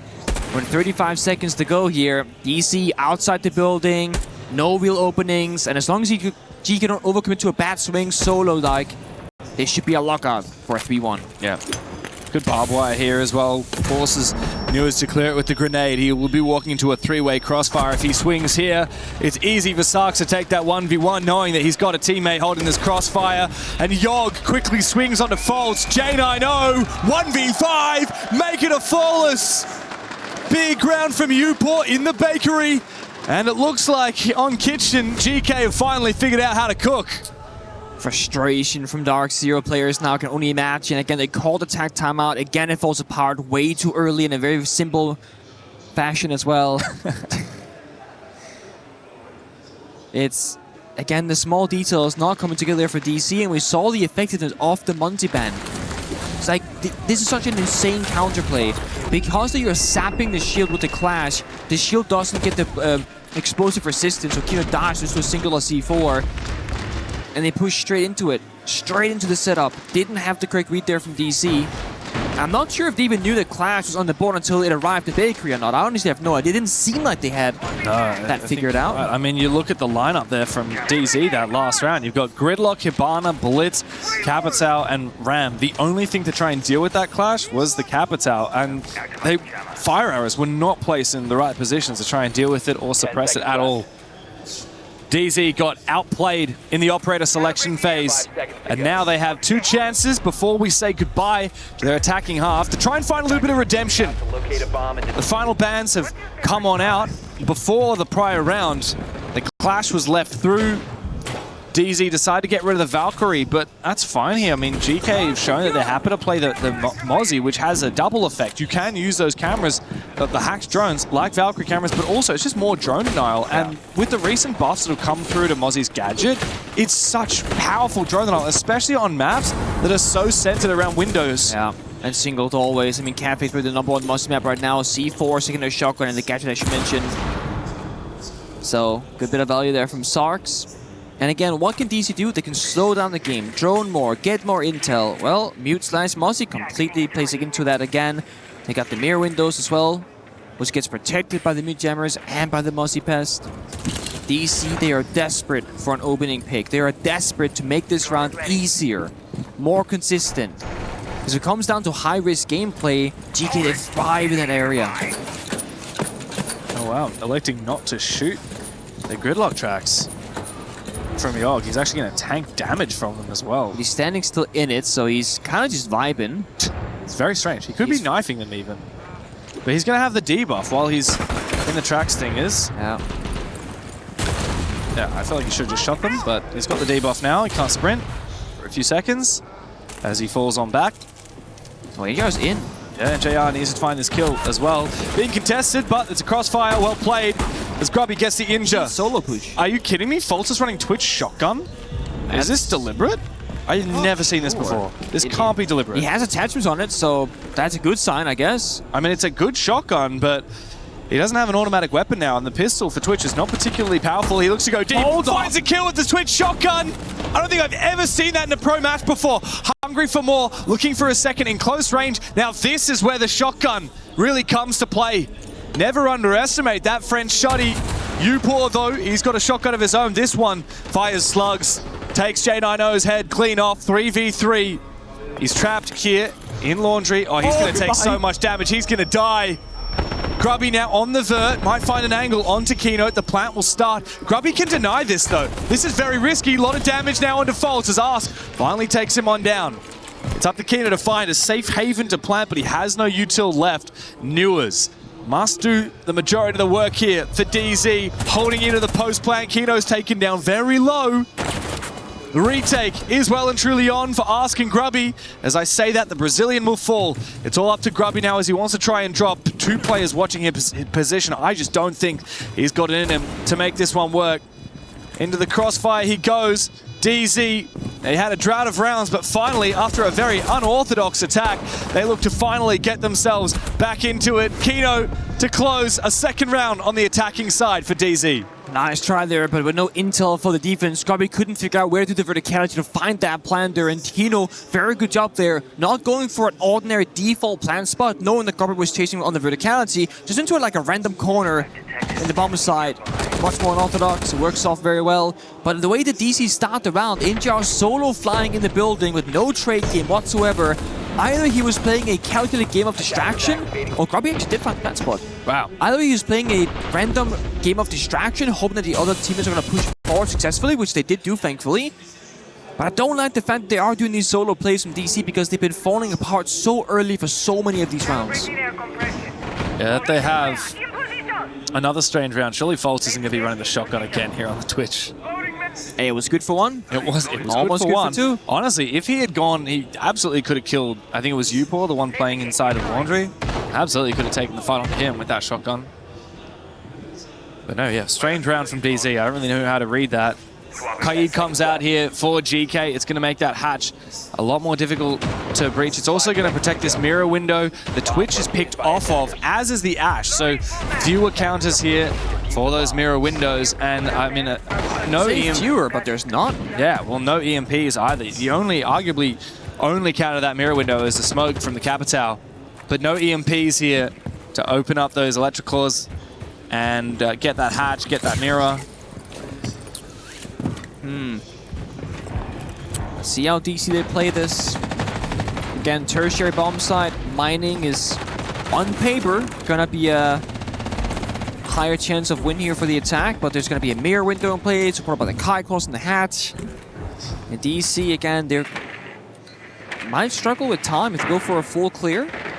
Again, they want to be cautious. They don't want to die early, and that means play a bit slow, be a bit safer. And if you do that, plus a full map control clear, again, we're talking about the timer working against them. India on the same window as the previous round. This time there's a castle barricade protecting his arrival inside the building. He'll break it open. Oh. But now stay on the exterior. He's a perfect operator to deal with this, though. He's got flashes to burn, and now the nade comes in. It's on in. Yeah, Upor, though, meanwhile, has found not only one, but Yoga jumps outside from the White Stairs window. And with that, TCSG claims a kill. He's actually looking to try and contest. This is so dirty, as if Yoga continues fighting. Genino wants to take this gunfight. He's got essentially wall hacks onto this player while he's detected outside. But Yogg knows the angle here for Genino is not easy. And as he tries to swing around, Yogg will take him down from outside. Insults added to injury by Geekay as they look to swim through so cleanly on this defense. It's going to be a 4-2 split. Newers tries to 1v5, but I think that we have another flawless round coming right up for GK. Yogg is still outside the building as well, waiting for a second fight. Newers gonna take it on the corner, just like his teammate. Can he come out victorious? Another one. Oh, gets the injure finally. Oh, come on. Are you kidding me? He can't get the kill. Eventually goes around the corner, but now worried about the player above him. Worried that he's going to get baited, trying to go for the finish off. Yeah, and he takes some damage all the way from the balcony on the other side. Get your kill, fine, get your one. Pad that stat, get that KD, it doesn't matter. Ask is coming for you. GK are running DZ down. First they took their map pick on Labs here on Cafe, 4-2 in the first half. A wry smile from Shepard. And it's time for the halftime timeout.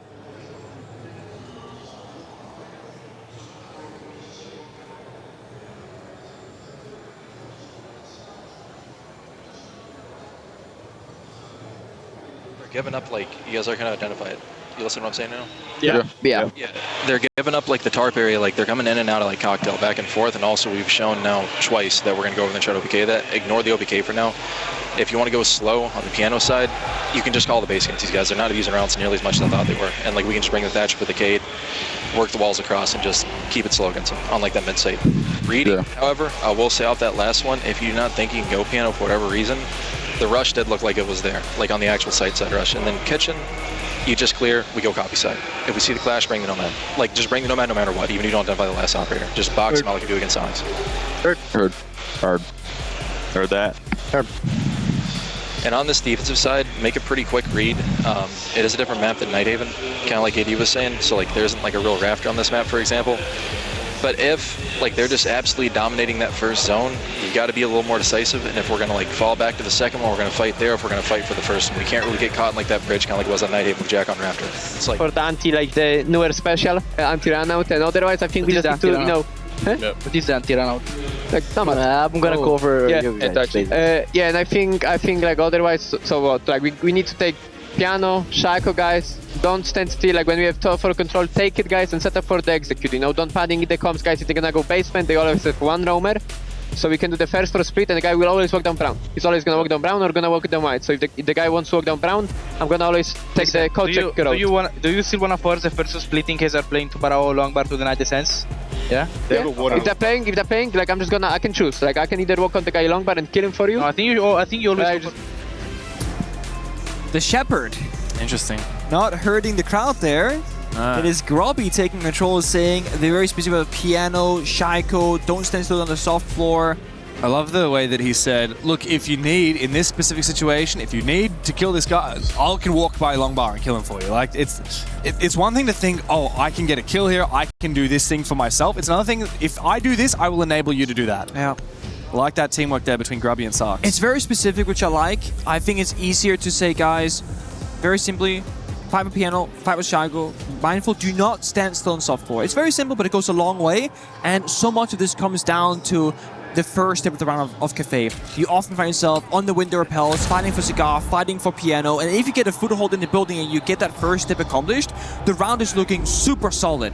On the flip side, like we saw how DC lost the majority of their attacking rounds, they never got that foothold. The second they tried to enter, they were dead. When there were repels, they were getting C4'd, and you could never stabilize the rounds.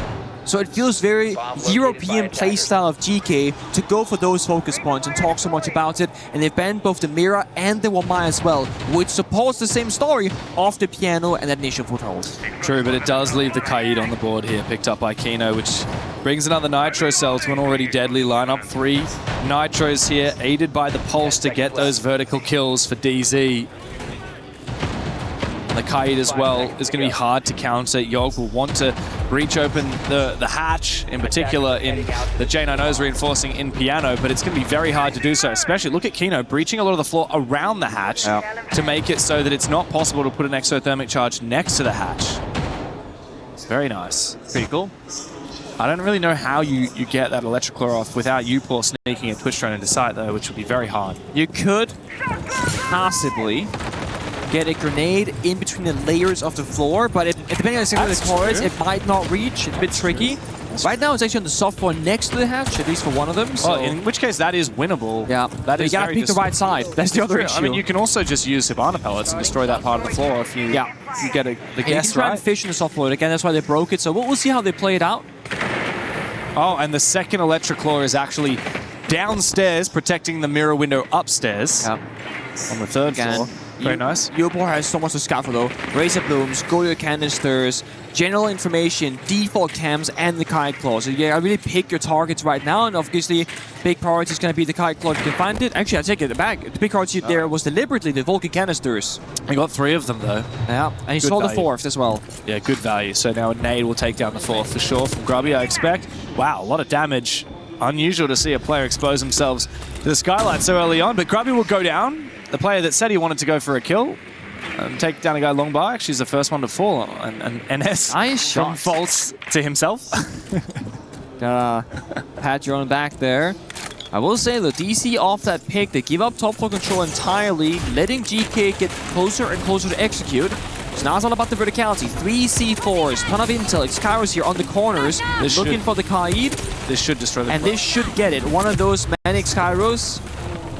Very nice. Just pop it open. Oh, they're planting. They're skipping a step. They're just going to go for it. Yeah, straight into it. They have no idea. Yeah, there's no info here from DZ. They really should be. Nitro cells are not used in time. There's only one left. Yog finds his. NJR looking for the retake. The post plant here is winnable for DZ. GK have lost a lot of manpower. And now Kino is looking to try and get on that counter defuse. Is there anybody there from GK? There is no answer! It's a retake from DarkZero. GK completely pantsed. And the North Americans steal the first round on that defensive side. So the way that they get into the plant is going off pace, pop the hatch, straight planting. But then, likewise, DC also push forward very quickly, take down the guy who got the diffuser down, and go for an instant counter defuse. GK then caught by surprise themselves, thinking that was really quickly. Didn't have the vert, didn't have a guy outside on the bomb site window, and didn't have a player inside a pillar either for the line of sight. The sad thing there is probably a world where you could see that diffuser from pillar window rappel, from red staircase with the soft wall open Definitely up. There red are so stairs. many good positions there, but none utilized by GK. They had Upor, I think, top white watching the flank when they were 10 seconds into a post. That's a lack of drone that should be replacing that position. DC are very quick. They're good at retakes. We've seen a lot of retakes in the last, all week, really. I think DC have the most retakes at this event. I'm very sure of that. That would be a very interesting stat to have. That we don't have. That we don't have. One thing I'm seeing a lot of here from DZ is the Pulse, actually, funnily enough. We saw a lot out of them as well on Labs. I wonder if GK will see it as enough of a threat to ban come the 3rd round, but there's a lot of very powerful ops on defense that DZ like getting into. You know, the Pulse is one.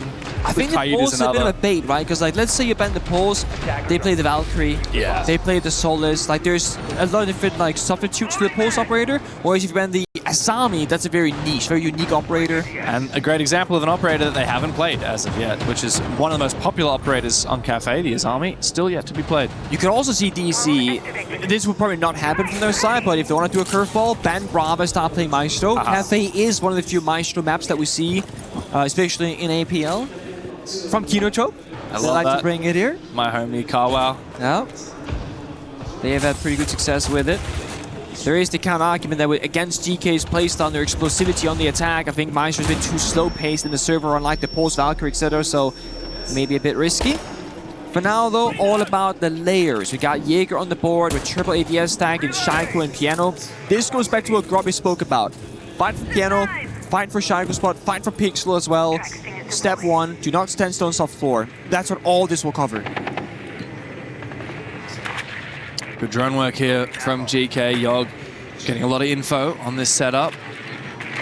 Spotted out the power position spots the 3 mute jammers that are meant to try and stall out drones, haven't successfully done so. Sark's looking for a bit of a lurk from down all the way below in pillars. And now it's his time to move. Bomb side is actually reading, and he's almost inside of it, especially with faults going down. Imagine he had the diffuser here. Imagine. GK have a gap. They could send Ask in there and try and go for a pen, but he's so far away on the roof. It does. Upor's in there, though. Oh my god. Shotty comes out, traded back by J90. Upor, though, has done a lot of damage. And you're right, GK still have a plant opportunity. I mean, Sarks has gotten so deep into the objective still with no diffuser. As Ask is all the way up on the cigar balcony. Yeah. He could try and enter the bomb site. Oh, I think Sarks might have been spotted. Yeah. Indeed he has. Well done from that bulletproof camera in the bomb site. However, GK have enough kills here that they are still in favor. NJR tries to make his way forward, but the M76 True wins True for Yogg. It's Genono in a 1v3, and yeah, it just ain't happening. Not happening today, not happening any day of the week. It's another round on the board for GK. 5-3. On their map pick, and DZ starting to feel a bit of pressure. 2 rounds away from losing this match. DZ kind of is playing into the randomness of GK's playstyle right now, you know? Sark's been to the bomb site, they don't realize they fight top floor, they allow Upor in on new balcony, getting a kill before they turn their attention towards him, leaving gaps open for the attack. So both new balcony, brown staircase, the bomb site taken completely for free. And the pulse was downstairs, but ineffective. Was walking toward the white staircase, not scanning anything, and that's where the gaps were left open. So DC, it feels like a bit of a communication problem right now in the server. They also don't contest GK in piano like we spoke about, in Shaiko below the skylight, or inside a cigar. So they're giving up so much for free, falling back step by step, falling back step by step. And GK do not care. You give them ground, they happily take it. They do not care about your setups. They will win their gunfights. And when you have NGR playing the Reaper secondary on Pulse, taking a long-distance gunfight, you know something is wrong. It is probably one of the worst guns in the game for that sort of battle, up against a DMR from the attacker or any ACOG zoom scope. So I want to see DC get into better fighting positions with the right guns, with the right operators, with the right person behind them. NGR Kino now on the DMR/Slug Shoddy, looking to get a better percentage in their gunfights. Probably against 3, if not 4 DMRs themselves. Reloading. It's going to be a good old bakery take, right? You roll off the double door bottom red. You can jump on in.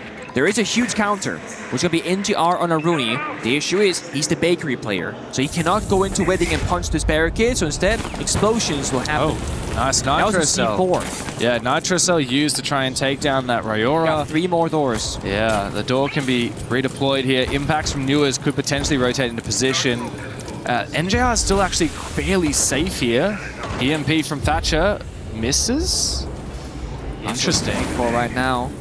This Electroclaw is still up and active, which means that Grubby cannot deploy another one of his Selmas. I mean, if the Captain Fire gets into the mix right now, that could force NGR off this position, and therefore they can try and bait the kill, but finally Yogg into the action, fire in hand, they're waiting for the push. False just waiting, biding his time. He's got a crossfire as well with NJR as they do fall back. They sacrifice control of Bakery. The fire from Yogg gains the ground in theory, but not in reality, because GK have not actually moved into Bakery as of yet, and JR can always just rotate back inside. Not using more Aurora doors either, so they're not going to be able to like jump in the waiting window. They can't fight for prep. There's no shield for that pushing power, so this is GK finally being stuck outside the building. The best spot possible so far for DC. Here comes Flashbang needs to go out. It's time to get active here into Bakery for Grubby. They go deep. Pistol comes out for Rask. Finds his kill. Backstab from Sox. Oh, J90, Newers and Kino, be careful. You're losing all control. You're losing sight of this game as GK start to run away with it. Sox, another one. A flank from J90 to take down Upor is not enough as of yet. GK still have that Bakery control. Ask with a DMR. Sox waiting for the close range engagement with that shotgun. As he gets back, rifle in hand. J90 needs to take that fight sooner or later. Do him and Newers lash out, or do they wait patiently? Tough spot to be in right now. Separate fights across the board for both teams. 2 teams, 25 seconds. Newers, as long as he's alive, a plan cannot go down. It's up to Ask to win this gunfight. That's what he needs to do right now. Knows exactly where he is. But now he has to find both of them. Out comes a pistol. Oh. Another one for him. But J90 will trade back 3K. The big man on DarkZero. It's enough to keep their hopes alive for a little bit longer. Well done, NGR. Finding a pick, staying alive, sidestepping the fire, the EMPs, and all that counter util inside a Bakery. That puts DC in a winning position. No one overstepped. They took the fights relatively together for the first time here on Cafe's defense side.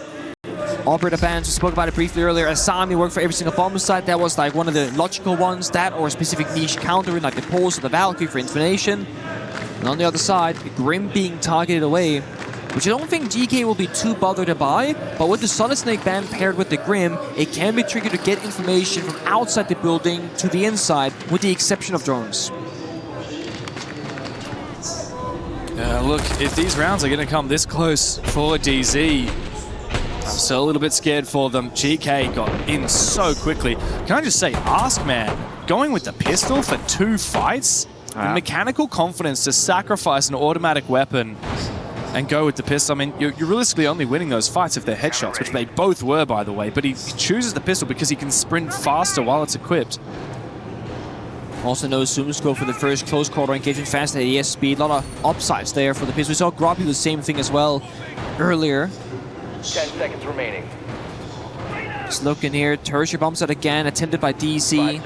Newers getting on the solids again. They always want something in the information department, whether it's going to be the Pulse, the Valkyrie, the Maestro, the Solus, and it's about finding where the planet is going down and when the planet is going down.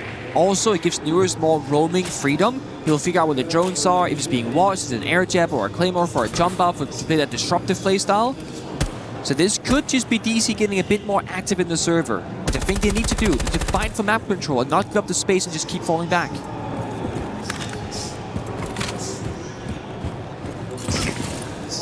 A lot of work to be done on Cafe, especially with these Mute Jammers and the Solus. It's very hard to clear this entire map. From the top down, they will begin, as is often done on Cafe. No Mute Jammers here in Cigar as of yet, though, which is typically where we see DZ put them. So GK get a lot of free info. They spot out the Tuberau and a second player, the Smoke, all the way on that top floor on Cocktail. Grubby makes his way inside. How much will GK look to try and actually clear this top floor in a hard sense, and how much will they look to just pressure it? They really do love going for these split-through style pushes, these 3-2-1s. Probably a half take, right? You take Cigar upstairs, lock down the flanks with the Nomad, and kind of work your way down the staircase, pressure the bomb site, and just kind of look for a gap. With the Selma going off, though, either want to fight for top floor control or just apply that fake pressure, say, hey guys, look at me. Meanwhile, Grubby sneaking up below Cocktail. Nice Tuberau. Looking to cut the top floor in half. Volt's waiting. C4 downstairs, pre-placed with a cat call to pop it. DC know that they're ratting around, but they're unsure of where the push is coming from and when it's coming. Oh, this is a critical gunfight here. Grubby misses his chance, goes for the repeat, but DC will fall back regardless. Downstairs, and Grubby eventually goes down. I'm not sure whether he can be revived here. Backstore. There's all nitro cells finished off now for DZ as they look to try and play Plantanile. and they drop all the way down into the ground floor for Kino and Newers. It's a tricky round to break here for GK, and they spent 2 minutes doing so, but I will say this was a successful roam clear. Only getting injured from Grobby, now revived back to 20 HP. They have 4 cores in pocket and plenty of util as well, but getting into a plant spot again will be challenging. Newers downstairs can solo lock that down. Well, they have burned away all 3 C4s. Only 1 Toxic Babe here left from Geno Smoke. But I think GK, they have to get a kill to get comfortable enough to go for a plant attempt. Yeah, you're right. Late round plant will be likely denied by Newers in the basement. He's all the way in prep at the moment. There. So yeah, he can deny a plant inside mining. 2 players in dining at the moment. DZ really falling back, wanting to play plant denial as the main priority. They've got info on where it's going down. Is he going to deny this plant? Newers, you're going to let it go down. Instead, it's going to be a retake. They're favoring the information, but DZ march towards the bomb site slowly. Newers bides his time instead of exposing himself early, but eventually he will go down. It's a 2 versus 4 post now. The Sarks and Upor all the way on the top floor. We've seen DZ get these ninja defusers before, and bad timing from Upor puts all on the Italian. 1v3 now. As he gets swung by the first player, Kino will go down to 3k in the round for Sarks. He just needs to buy his team a little bit more time. The J90 will say not today. It's a retake for DZ and a chance now to tie the scoreboard for the North American squad. Such a hard round once again. The GK get into a plant position, but Uport unsure about the top floor. They were fully cleared it. DZ retook piano control, didn't have the verticality, and then he gets caught bad timing, swinging between the cocktail breach that they made themselves and the top right rotation. Sarks, I mean, was making magic happen finding those 3 picks, but such a challenging round.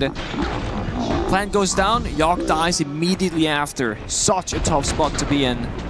But what did I say? DC, they're amazing in post plans. DK, in response, will call their own tactical timeout.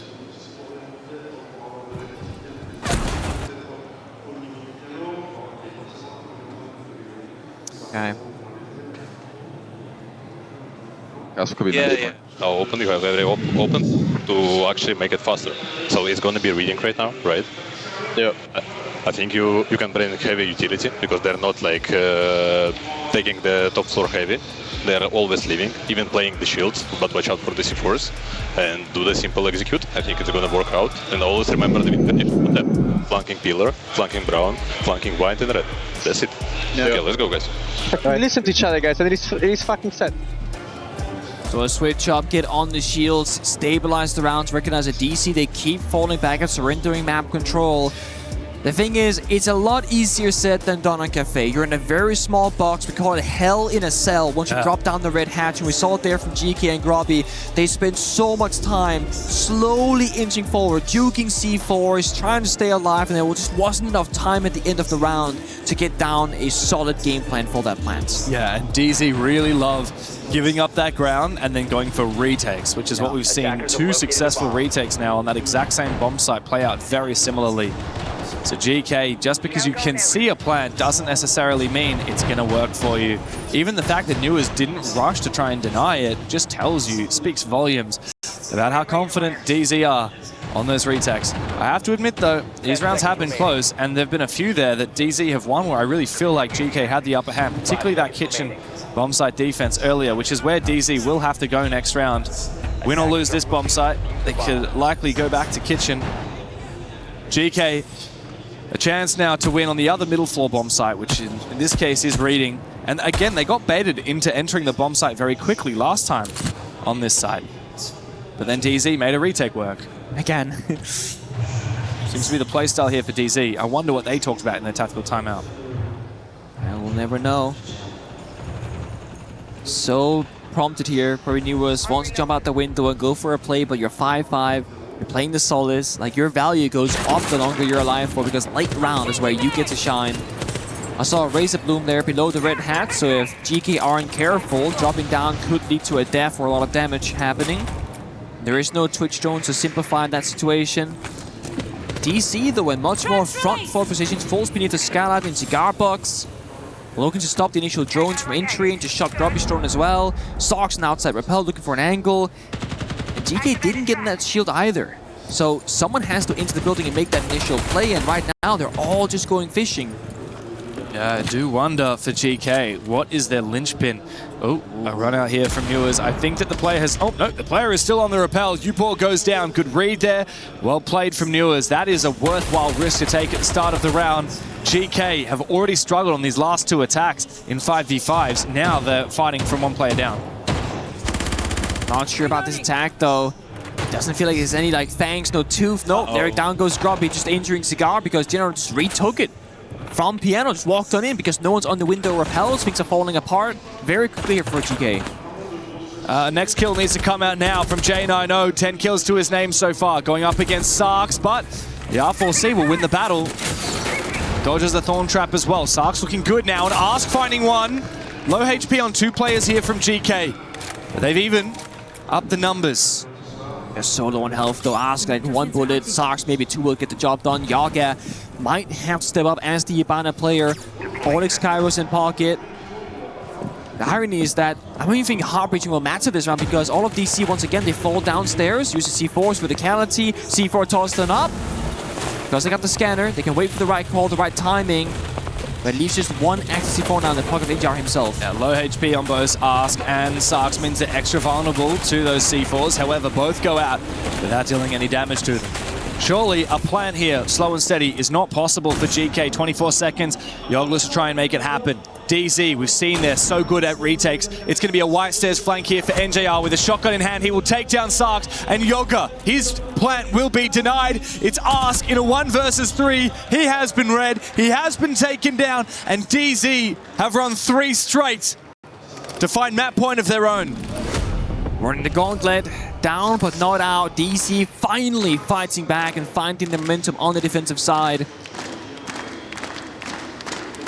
It's a rough start on the attack, but there's one thing these guys can do from North America. It is setting up obstacles and playing the game of adaptation. And that early disruption there, getting Newers on the soul has been such an instrumental play. Then they got the layers, the C4s, the verticality, the plant denial, and that final round in the 3v3. It was a good synchronized push. NJR pushing above, taking down the cover, enabling Kino to push downstairs, take down the planter. That is exactly how you want to leverage it in an even numbers situation as a defending team. The third member was flanking Pillar. So if one of the flanks are open, that's a freebie. And even if they're watching all the angles, you're giving yourself the best shot possible at coming out victorious. And it's all down to communication and timing, which DC, they're looking sharper and sharper at. Yeah, they've gotten a lot more on the same page in these last couple of rounds here. Really just the pacing, right? Like knowing, okay, all at the same time, we fall back, we don't contest. All together, we get aggressive. And that's what has really impressed me with DZ in these last couple of rounds. And now they've got the confidence to lash out. Newers has a teammate on that default cam. He almost lands shots into the body of that player coming from the Christmas market. But no, doesn't land in the end. So the wall opened up from Garage. Again, just applying that phantom pressing. Hey, maybe a backstab, maybe not. Grubby on the Brava. Again, for the Aruni gates, much more effective than a Twitch Stone. Yeah, the problem is, I mean, that Aruni gate can actually still be reactivated by the defense. So, you know, you're still going to have to... It does expose, like, particularly the Aruni barrier on the main bakery wall, right? Once that gets hacked, if the defense activates it, then... It'll still burn. It still has to be burned, or if the attacker walks up to it, it will disappear, which means you get a warning when you're getting peeked. So it kind of acts like when you sometimes see a player's shadow, you get a warning that they're about to peek.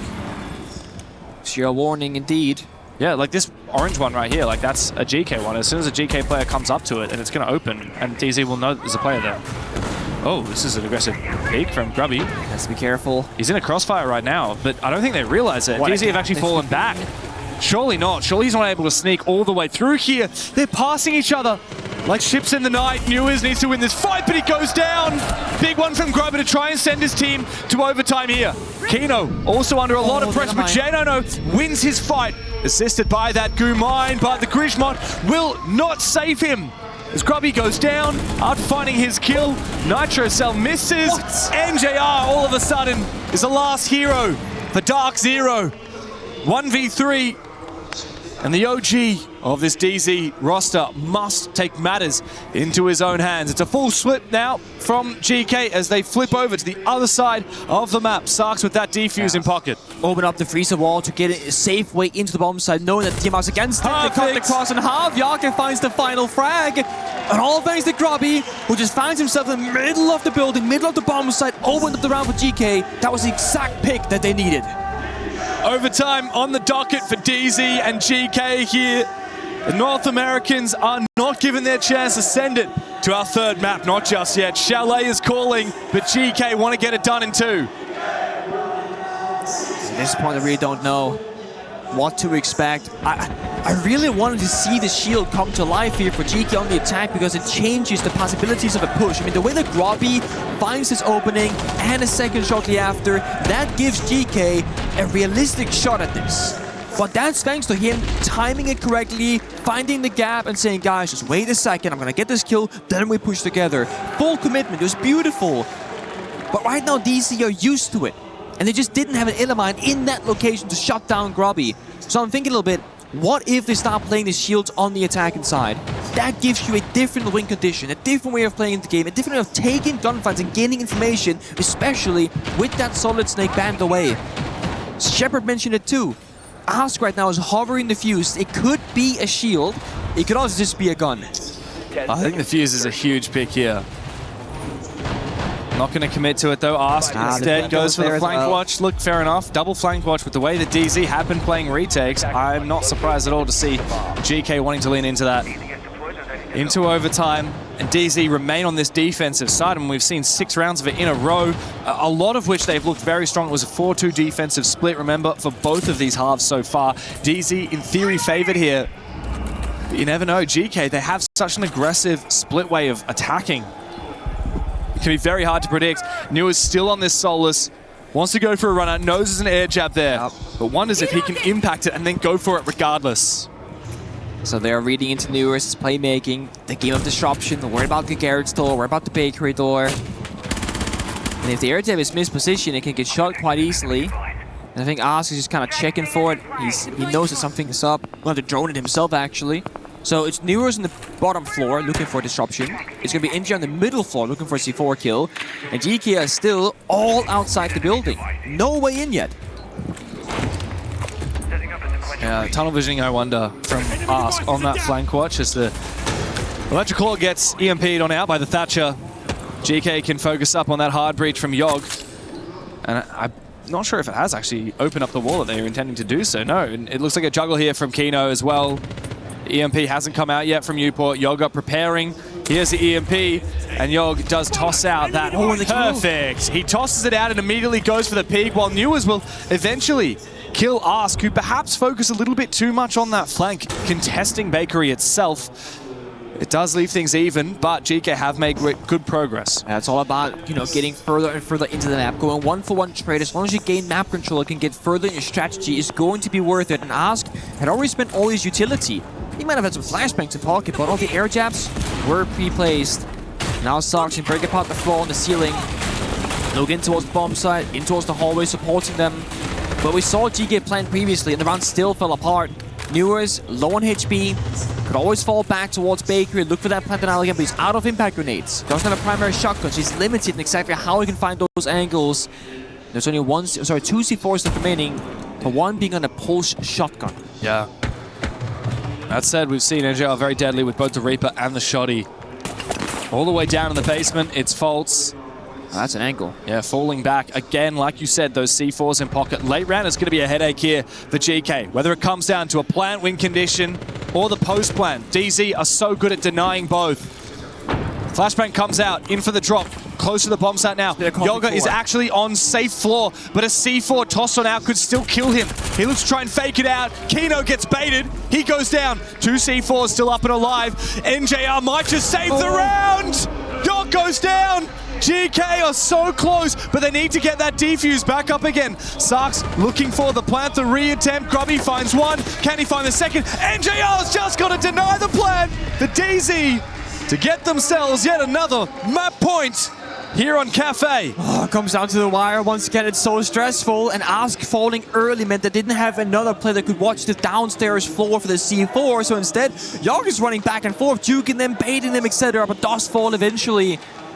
DZ's playstyle switch-up has worked tremendously well on the defensive side. The big question that lingers, though, can they get this done on the attack? Or will it be a defense crux to get it over the line? Oh, question remains indeed. Look, their attack was very rough. They won the first round of this map, which was that really perfect, thorough attack onto kitchen service, the basement. And then they won one reading room attack as well, which was pretty close. They got the bomb down, and then there were 2 players still alive at the end of it. Geekay bringing out all the stops. We see a Maestro make its appearance on the basement here. We see the combo of the smoke and the Goyo. It's going to delay a lot of time, as will the Tubarão. The Warden. Ask is actually hiding his Maestro here. We saw a lot of Brava picks from GK on their side, but none yet from DZ. If they don't have a Brava, I'm not sure they'll have many counters to try and deal with these Evil Eyes. And as we see the operator picks, the Orba confirmed here from DZ, they don't have many picks here that will help out with those Maestro Evil Eyes. There we go, they got locked on in. A little bit curious on the approach here, given the operator lineup, because it's showing a lot of different things. Yeah, Newers took damage the moment the round started. Was that team damage then? I'm not entirely certain. Had spawned Christmas Market, so it must have been.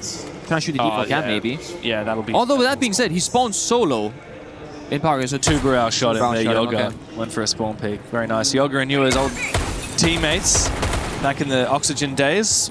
Went to SI25 in Boston. And, well, took a few scalps, knocked out G2, knocked out Shopify Rebellion, beat SSG back when False was playing for that team. The rivalry continues in the server. Yeah, I've seen, I guess it goes back to the first kind of execute, right? Take top floor, do the vert, then try and make a decision. Do you go for a back attack from the hatch and VIP? Do you go back towards Bakery? Last time they went Bakery, there was a clash in their way. That stopped the entire round, but that's not the case for this one. It's going to be a Maestro instead from the sim player of Ask. So, I would say DC have all the options, because both attacks can completely work. It comes down to execution. Can they be perfect one more round? Can they get this done on the attack? They got so much time to work with. They got full map control in the roam game, doing the vert, getting the hard destruction done. They even have air jams or flank watch late round. Setting breach charge. Hatch open. And a soft breach on the floor. Perfect, so much redundancy. Breaching charges from NJR.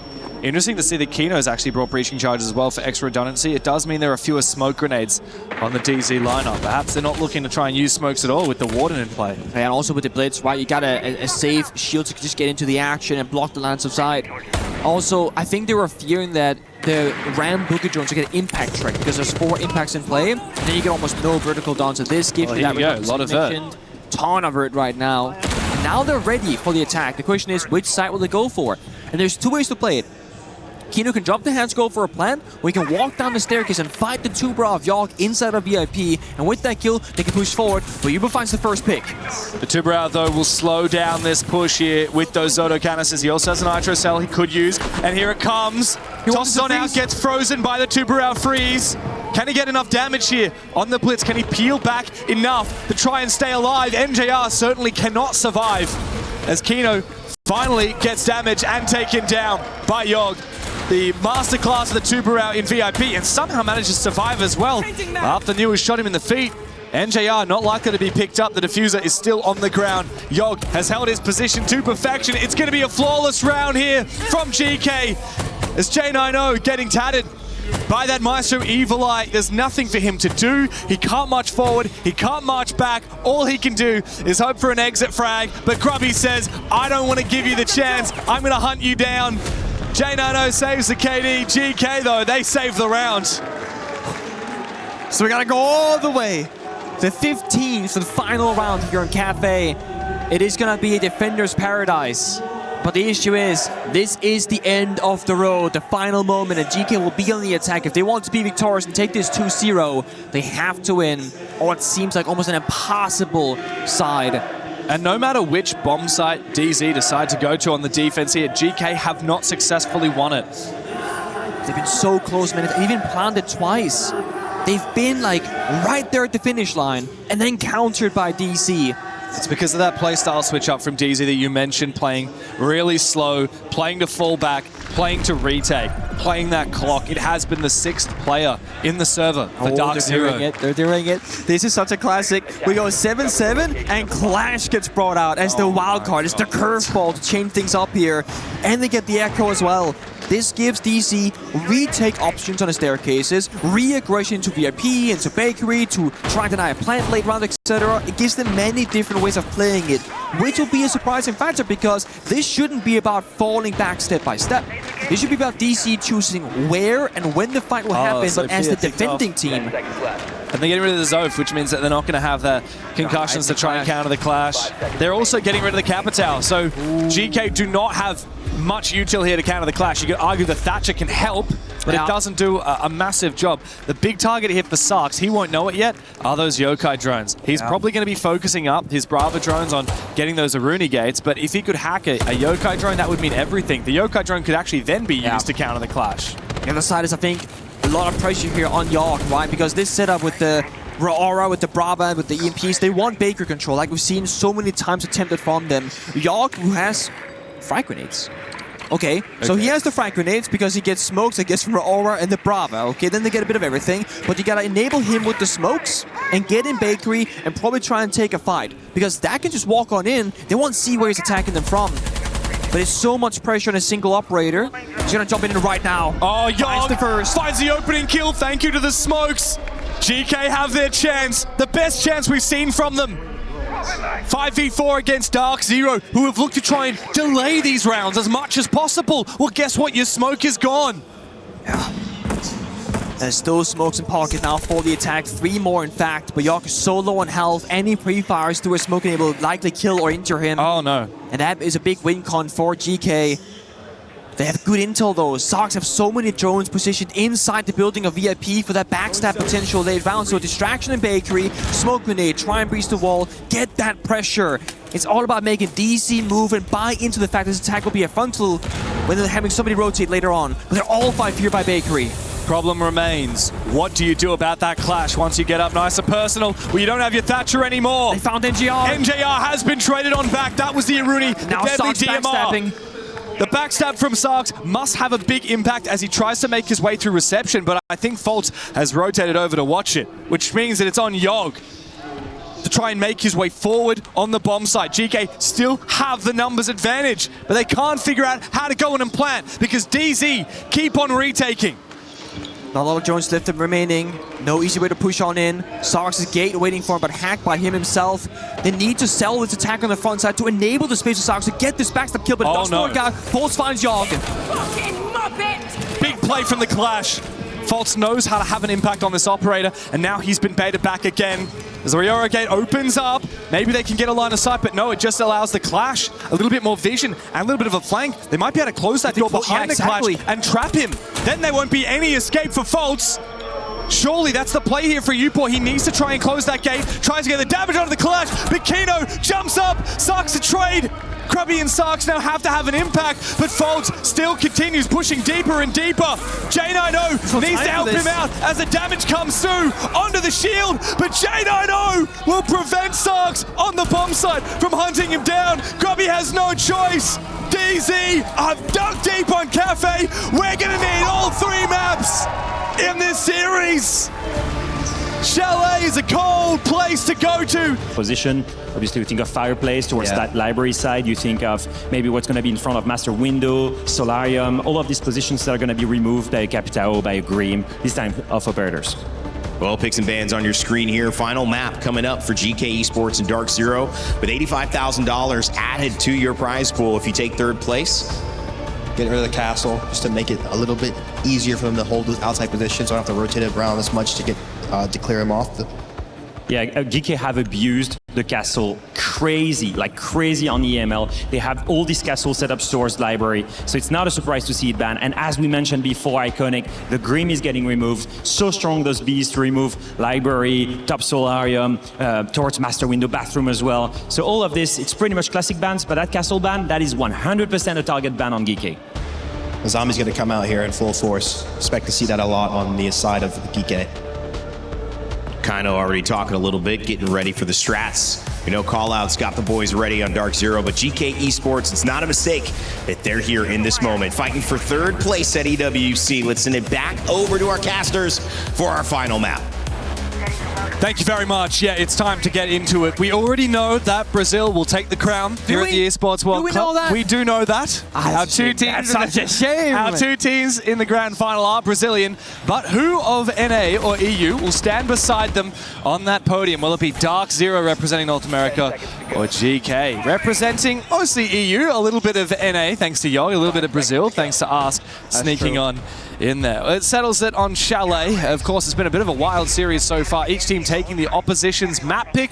As we dig into the first round, bans have flown on by as the analysts picked apart already. Not common to see the castle ban. DZ throwing a few curveballs Geekay's way. I love it. Again, all about the structure and setting up the map. And honestly, I wouldn't be surprised if Asami could be a third option later on as well to like triple down to that strategy. It would make Chalet just feel impossible to play in any strong positions on defense. Maybe forcing out a Clash or a Mirror to like kind of substitute it. But for now, one or two operators. Fly and the castle. And again, the Monster the Grim just going through every single time. So much lethality here though from DC. The Finger, the Capital, the Solid Snake, they can get very explosive in the server very quickly. But first, the smoke needs to go off. Selma, but getting impact trick denied by Grubby. Well played. How much? I heard being tossed down. What was that? Electroclaw. Mid-round Electroclaw, hey? Yeah. Interesting. No util here on the attacking side to try and counter that Electric Claw, but sometimes all it takes is an F2, and Ask will swing by. Nice kill. Also the Frost going down. I mean, that reveals to DZ, be careful of your window jump-ins, otherwise you may fall. Oop. I like this one. Jane, I know, just like holding down the middle of the building here from Waste Main, just kind of snuck in, saying, I got so much map control, guys. We can now flip the attack towards that area, maybe. Because they got Trophy. NGR finds Grubby as well towards Mezzanine, so the roam extension here is completely falling apart. And this means that GK will feel pressure from every angle. Well, Cafe was very defender-sided. Chalet is very much the opposite story. DZ starting out on what many would consider the favored side.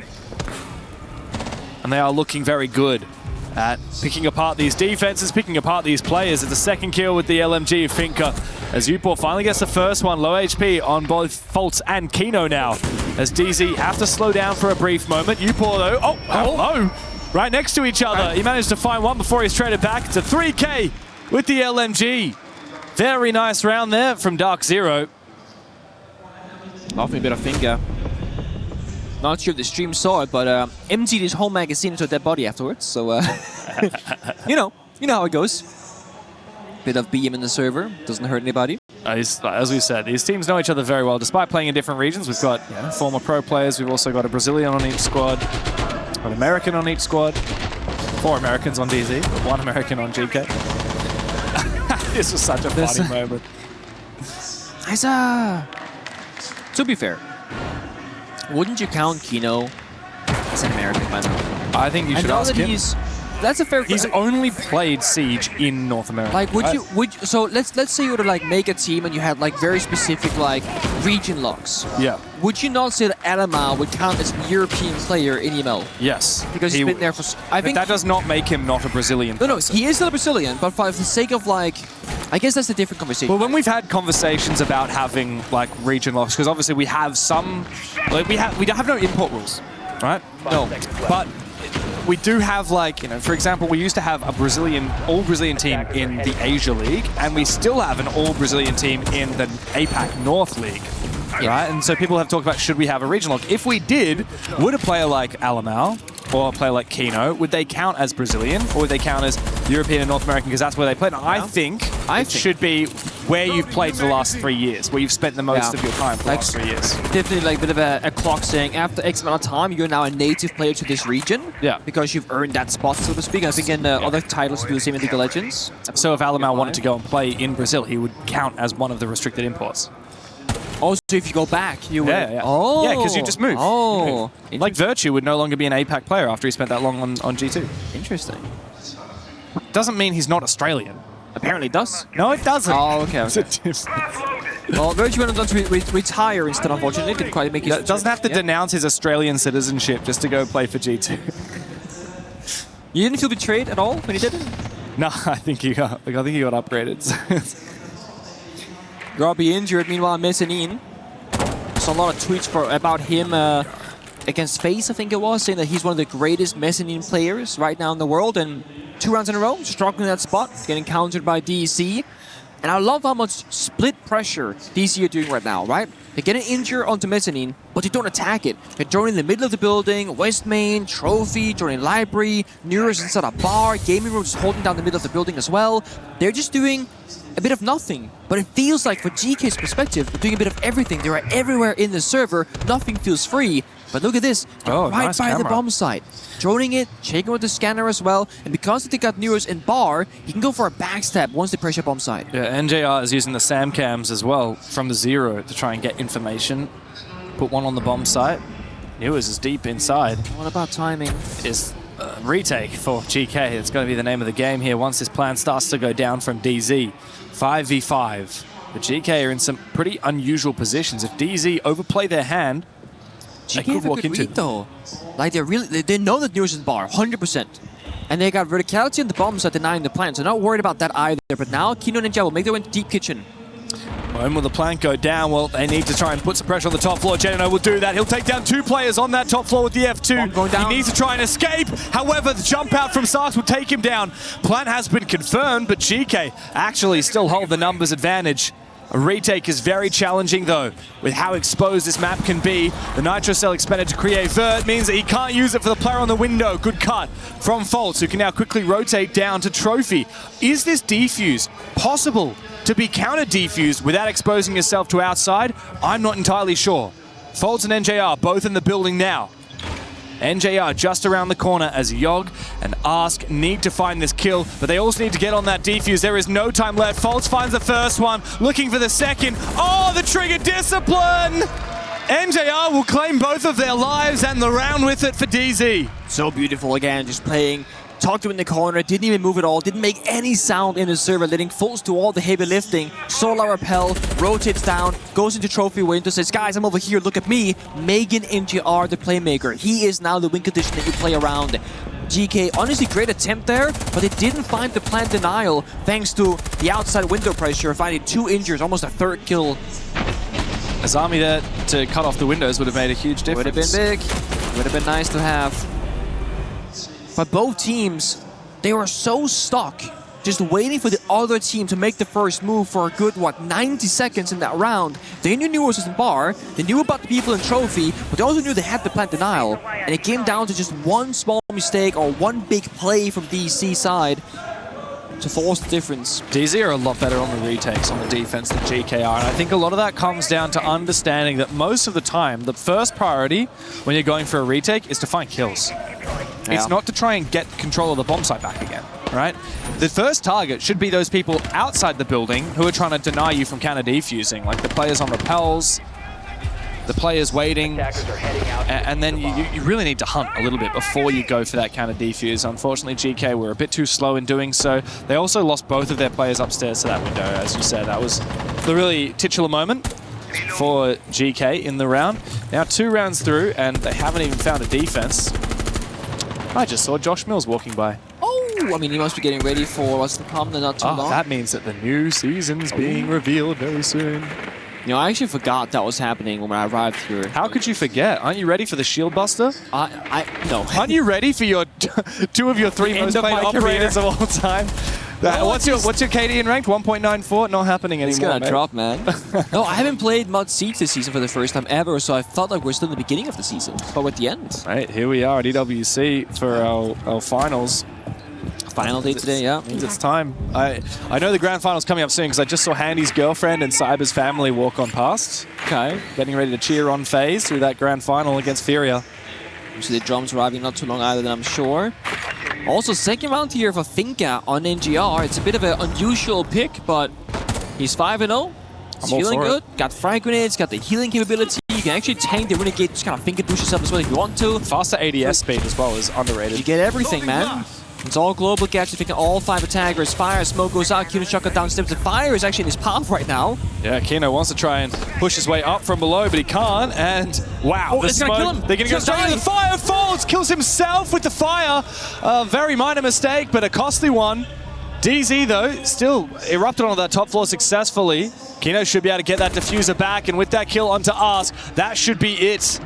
Cut off completely. Kino finds a second. It sucks. In a 1v4 as he finds the first. Kino finds all three with the Reaper. And it's a grim sight now for GK. 3 rounds in a row, they have failed. The final ban of the half will come through. And we need to see a reprisal here for GK. Sooner or later. Could be a trap operator ban for DZ because they're playing the fast entries. Could be the Asami to weaken the map further. And onto the attack, maybe a solid snake. Let's see it. So, oh, Kaid. Oh, interesting. Well, GK decide to ban the solid snake, and immediately after that, we'll take their tactical timeout. You already know like their play style. I think these 3 rounds we just like understood how they're going to play. So this is like kind of teaching. I think Harvey, you just need to bring more something for the solar wall. We didn't ban ace, and that means they're going to still like abusing that. So it means someone has to start all, or I don't know, like bring some. Play with the Azami, please. Someone play with the Azami. Yeah, I think Gruby, just play the yes, I'm gonna play that. And maybe bring more solids in case like you actually spot what they're gonna do, you know? All right. And play against like together. Like Yoga, don't swing the highway before Harvey tell you like stuff like this, you know? Like play against like together. Don't swing alone. Should I change the for Solis? No, I play Solis on. I can't help but feel like for Sarks and Yupo on their main stage debut, this team, we're starting to see a little bit of nerves creep on in. Things are getting desperate. Sarks saying, please, somebody play Azami, please. All right, like that's the sound of a team that is panicking. They won the first map very handily. They were pushed deep on Cafe. Now on map 3, they are completely lost on defense, and you can see the GK jerseys in the arena are feeling the same way. Well, it's exactly what we were talking about, Pengu. Like, if you're not playing with the castle, you're not playing with the Wamai. Like, you need the Azami, you need the mirror, you need to create power positions, you need to give yourself some safety. And, like, GK know it, but they're just not doing it. And I will say this. This is the great thing about being castle, right? Hindsight. We have that. We have top-down perspective. On Cafe, not trying a single attack around to play the shield for GK. Here in Chalet, like, refusing to play the mirror, the clash, not playing the Asami every single round as you probably should. I'm not sure if that's because they're uncomfortable having a player take that responsibility or take that role, or disrespect, not thinking that they need it up against DarkZero. But Shepard said the same thing that we've been saying. They're just fishing. They're putting out their feelers, they're taking what's free, and GK stop panicking, the round falls apart. DZ gets into the setup location, 3-1 fight together, and the round is over. GK have to either disrupt them early on by finding a kill and aggress themselves by choice, or they're gonna have tools to hide behind and protect themselves with, like I keep saying, the Mirror, the Asami, the Clash. For this round, they got both the Solos that can disrupt and the Asami that can protect them. Oh, good Nitro on Akino though. Hard breach done. No secondary team counter. NJR wins these. For DZ. NJR probably should win this one. Up against Yog. Oh, looks away. If Yog swung now, that's a free kill. Oh man. If only he knew. He can surely hear it. He thinks that NJR is looking his way. Oh, the timing is Out comes the tuber out. Yeah, the timing is very unfortunate there for, well, both players, I guess. Faults, though, managed to hunt down Ask down below. That's the Solus, critical operator in the late round as NJR finally takes a little bit of damage. He gets the read. One tap. Good night to Yog. 3v4, GK again. We start to see the cracks forming. DZ looking for their 4th attack in a row. GK solo swinging, looking desperate in the server. NTI is better right now, 6-0. Finger boost popped as well. Healing back Newers to life while he's tracking a player up above. Bolts from the Vert. Oh, he's going to get a free kill, surely. Here comes a big boom. This yellow ping should enable the Vert, but no, the timing is a little bit off. NJR not able to peek at the same time. But they have gone fishing, and they found a few trout. Grubby, though, does shut Newers out of it. Almost find a chance for the second one. That should have been his free kill. On defaults. The bar's not doing him any favors. And a free kill. Sarks exposed, just not realizing that J90 is taking control of the mezzanine. DZ, just when GK thought they had an advantage, DZ rip it back again. So much floor broken, office wall opened up as well, exterior windows, so much pressure, and GK liking information. They have no clue where the attack is coming from or where the case might be. It's downstairs in Trophy, which means DC are forced to play for kills right now.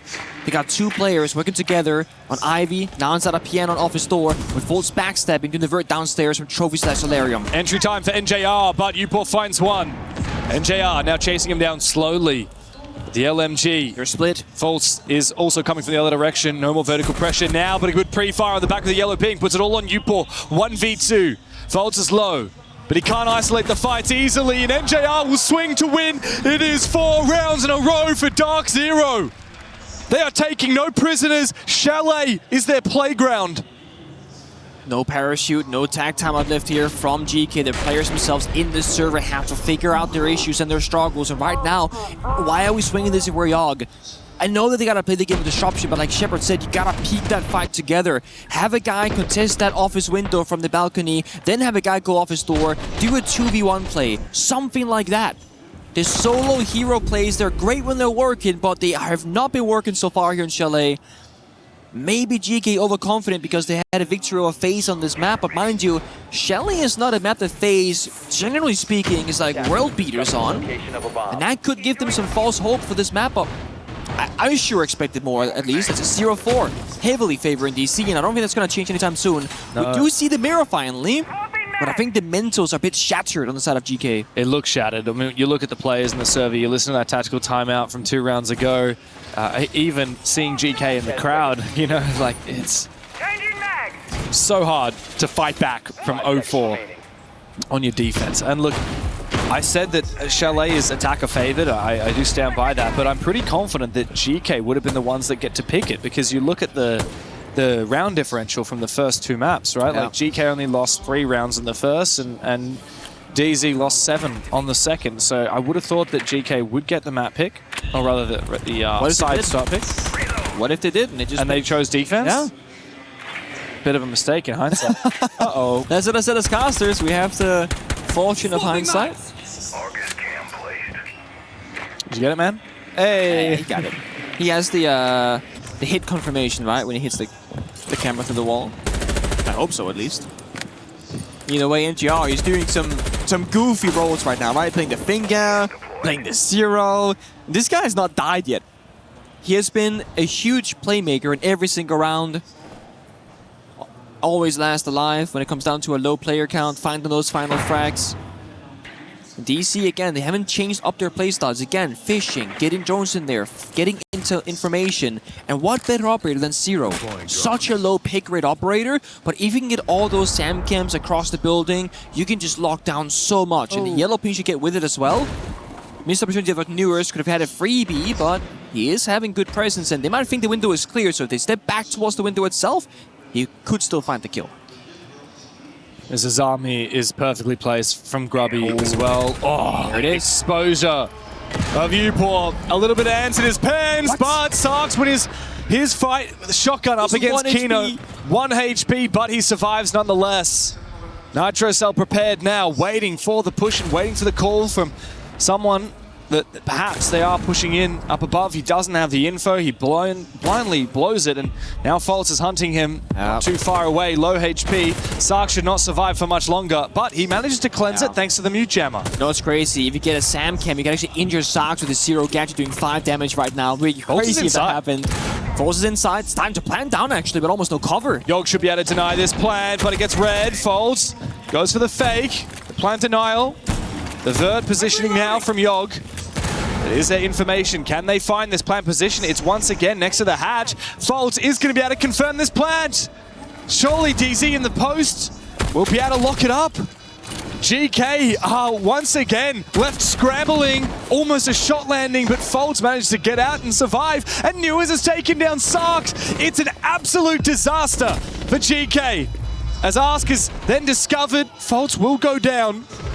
But Yogg cannot have the impact that is required. Newers mops up the final 2 kills with the R4C, and DZ have made 5 in a row on Chalet. They are making mincemeat out of GK. It's getting very quiet right now from the side of GK in the server and outside. The dream, it feels over. Hope is lost. At every turn, it's DC opening up the kill, getting the clutch, getting the plan, getting the better of Geekay in every single engagement. There was 4 kills in that round, by the way. You see how DC, they are so fired up, finally showing some signs of positivity on the player face because they looked a bit frustrated earlier on Cafe. It's been a hard-fought victory in this comeback. And to think that Geekay were only 1 round away on Cafe, and that changes absolutely everything. And the very final round was a 3v2 in their favor that forced an NGR, but he then clutched back to win the map. NGR is still deathless. That's insane. He has quite literally played 5 rounds, gone 7-0, meaning a lot of engagements happening. 5 seconds left before And he is winning every battle he's in, and he never dies by getting caught off guard. No, that thinker is a rare sight, but a very welcome one for DZ fans here. NJR, deathless, 7 kills. Geekay left running for the hills. Time to get on your skates here on Chalet because DZ are looking to plow through them. It's another one from Newers, jumping in the window with the pistol. Incessant. Oh, what do you say for Geekay other than it's Tilt City? Flow state right there. And Scrobby now can sit back and watch his team lose this round without him. We're seeing Yaga go for a desert spin. I think the mental is chalked completely. There's no team play left in the server. And Newers keeps getting finger boosted back to higher and higher HP, prepping him for another fight later in the round. Ars just wants his chance to go for a run out. He sees the info, sees the repel, but he second guesses himself. And now up on the roof, Newers is not exposed, but almost catches another player running back. Sark's answering his phone. He's stuck in a corner now. Theory trapped. Doesn't go for the swing either. He knows Kino is inside piano watching him, so instead, with the right timing, does a bit of damage. Oh my god. Somehow Kino stays alive. Yeah, I mean, so many moments like that in this map where Geekay have surely had the advantage in the gunfight, but they just fumble it, and DZ somehow get to survive. They look to survive every single round of the attack. Upor must go down. He will fall. Asking a 1v2, the lone man. But Geekay is the Brazilian. As Kino's back up on his feet, thanks to the Finker boost from NJR. Nitro Cell finds nothing. Out comes the M1014. This shotgun can pack a punch in close range. Can it get the multi-kill? Sees the... Hello? Ask! Does he not see them? Turn your goggles back on, mate. You can't see anything. Time to get some glasses. It's a 1v3 on the retake, and DZ... They're gone. Have gone back outside. They have evaporated back into thin air. Might spot the first one, but NJR, untouchable! 8 kills and not a single death to his name. It is 6 rounds in a row for DarkZero. Yeah, that was fucking awesome, bro. That was fucking epic. I'll tell you what, fellas, last fucking Bay of Hail getting tossed in was a good pull and a crank, man. Good decisiveness. Yeah. What do you know about that? Yeah, what do you know? It's a great last attack effort. What do you know? Not taking it serious just turns into absolutely floatable. Just turns into Straight like who would have guessed, bro? Who would have guessed? Lore, and it's just like what that. Bot just hopped in a window. We'll talk about it though. It's a new thing. We haven't really learned that yet. We haven't really talked about it before. You're right. We'll debrief it after the break. We go over that a couple more times. Yeah, we'll talk about it a few more times. Again. 4 cap again. The only thing I'll say as well is on this defensive side, they're going to be playing with emotion, so just like be a little more hyper aware of just like the crazy shit early. I mean, honestly too, it'll be a great round to spawn peak like this first round back, just because they're going to be flying on a spawn, if I had to guess. Like they're going to be trying to get it done right now. Yeah, I'm hearing you. Do you think they're going to be trying to get it done, or you think they're going to be notice like already like we play bad, so let's ignore that. I mean, bad half, but we still have 1 more half to do. Yeah. Let's go, guys. Time to shine, baby.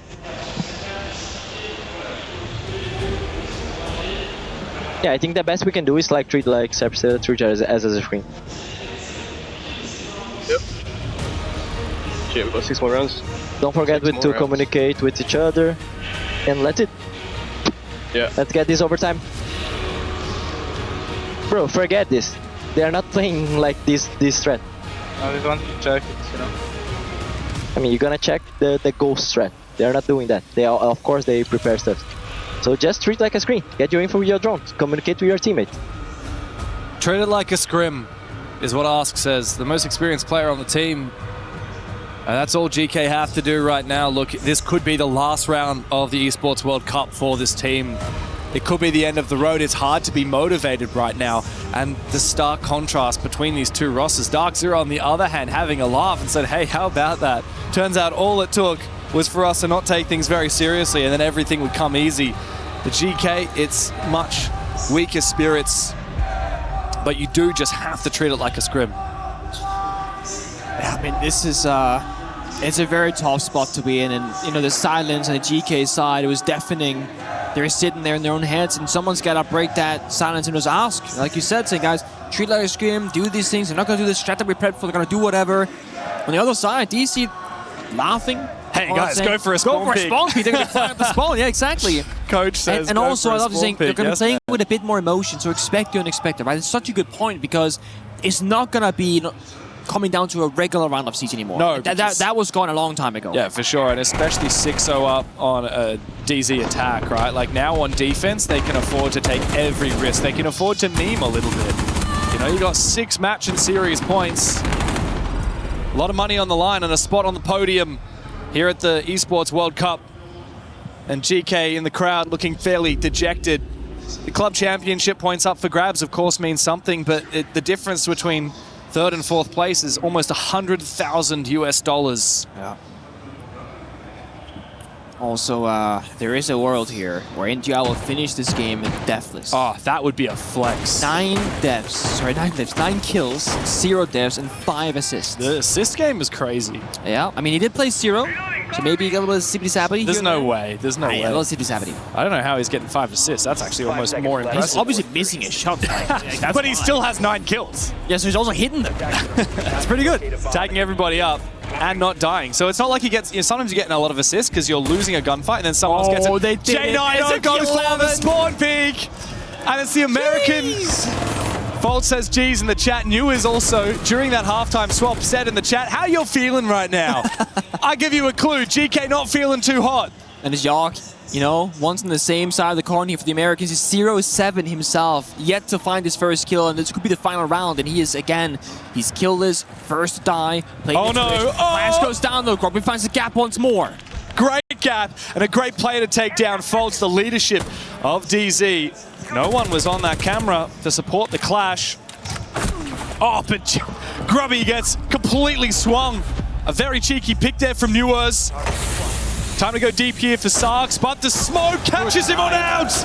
J90 spawn peek to kick things off. Now he's found another one. Good shot from Uport, but he's now low HP himself. 2v2 with 2 minutes to play. Complete chaos in the server. Ask is going back to spawn because someone left the diffuser there. I guess the guy got spawn peeked. It was Yaga. So they gotta retrieve it. He went onto the rock. Oh no. That is a mistake. Do not go onto that rock. Not in ranked, not in pro play. It is a death sentence. Winnable though from both sides. Mind you, NGR did suffer his first death, so that's also gone now. It's Kino and Newers playing together. Up against Ask and Upor. Got 1 lion scan, 2 frag grenades, and a flashbang. Just wait. Sit back and relax, DZ. Let's see if GK can handle the pressure when it mounts. Good nade from Ask. As he tries to peek on through, isolate these angles, but Kino's got this ACOG from the other side. He's got the crossfire. It's a perfect shot with the TCSG. Give him the second. Why don't you? Uport low HP. And it's utter dominance from North America's Golden Boys on their quest for redemption. Heads held high. And for Europe, GK were the unlikely hero, but every fairy tale must come to an end eventually.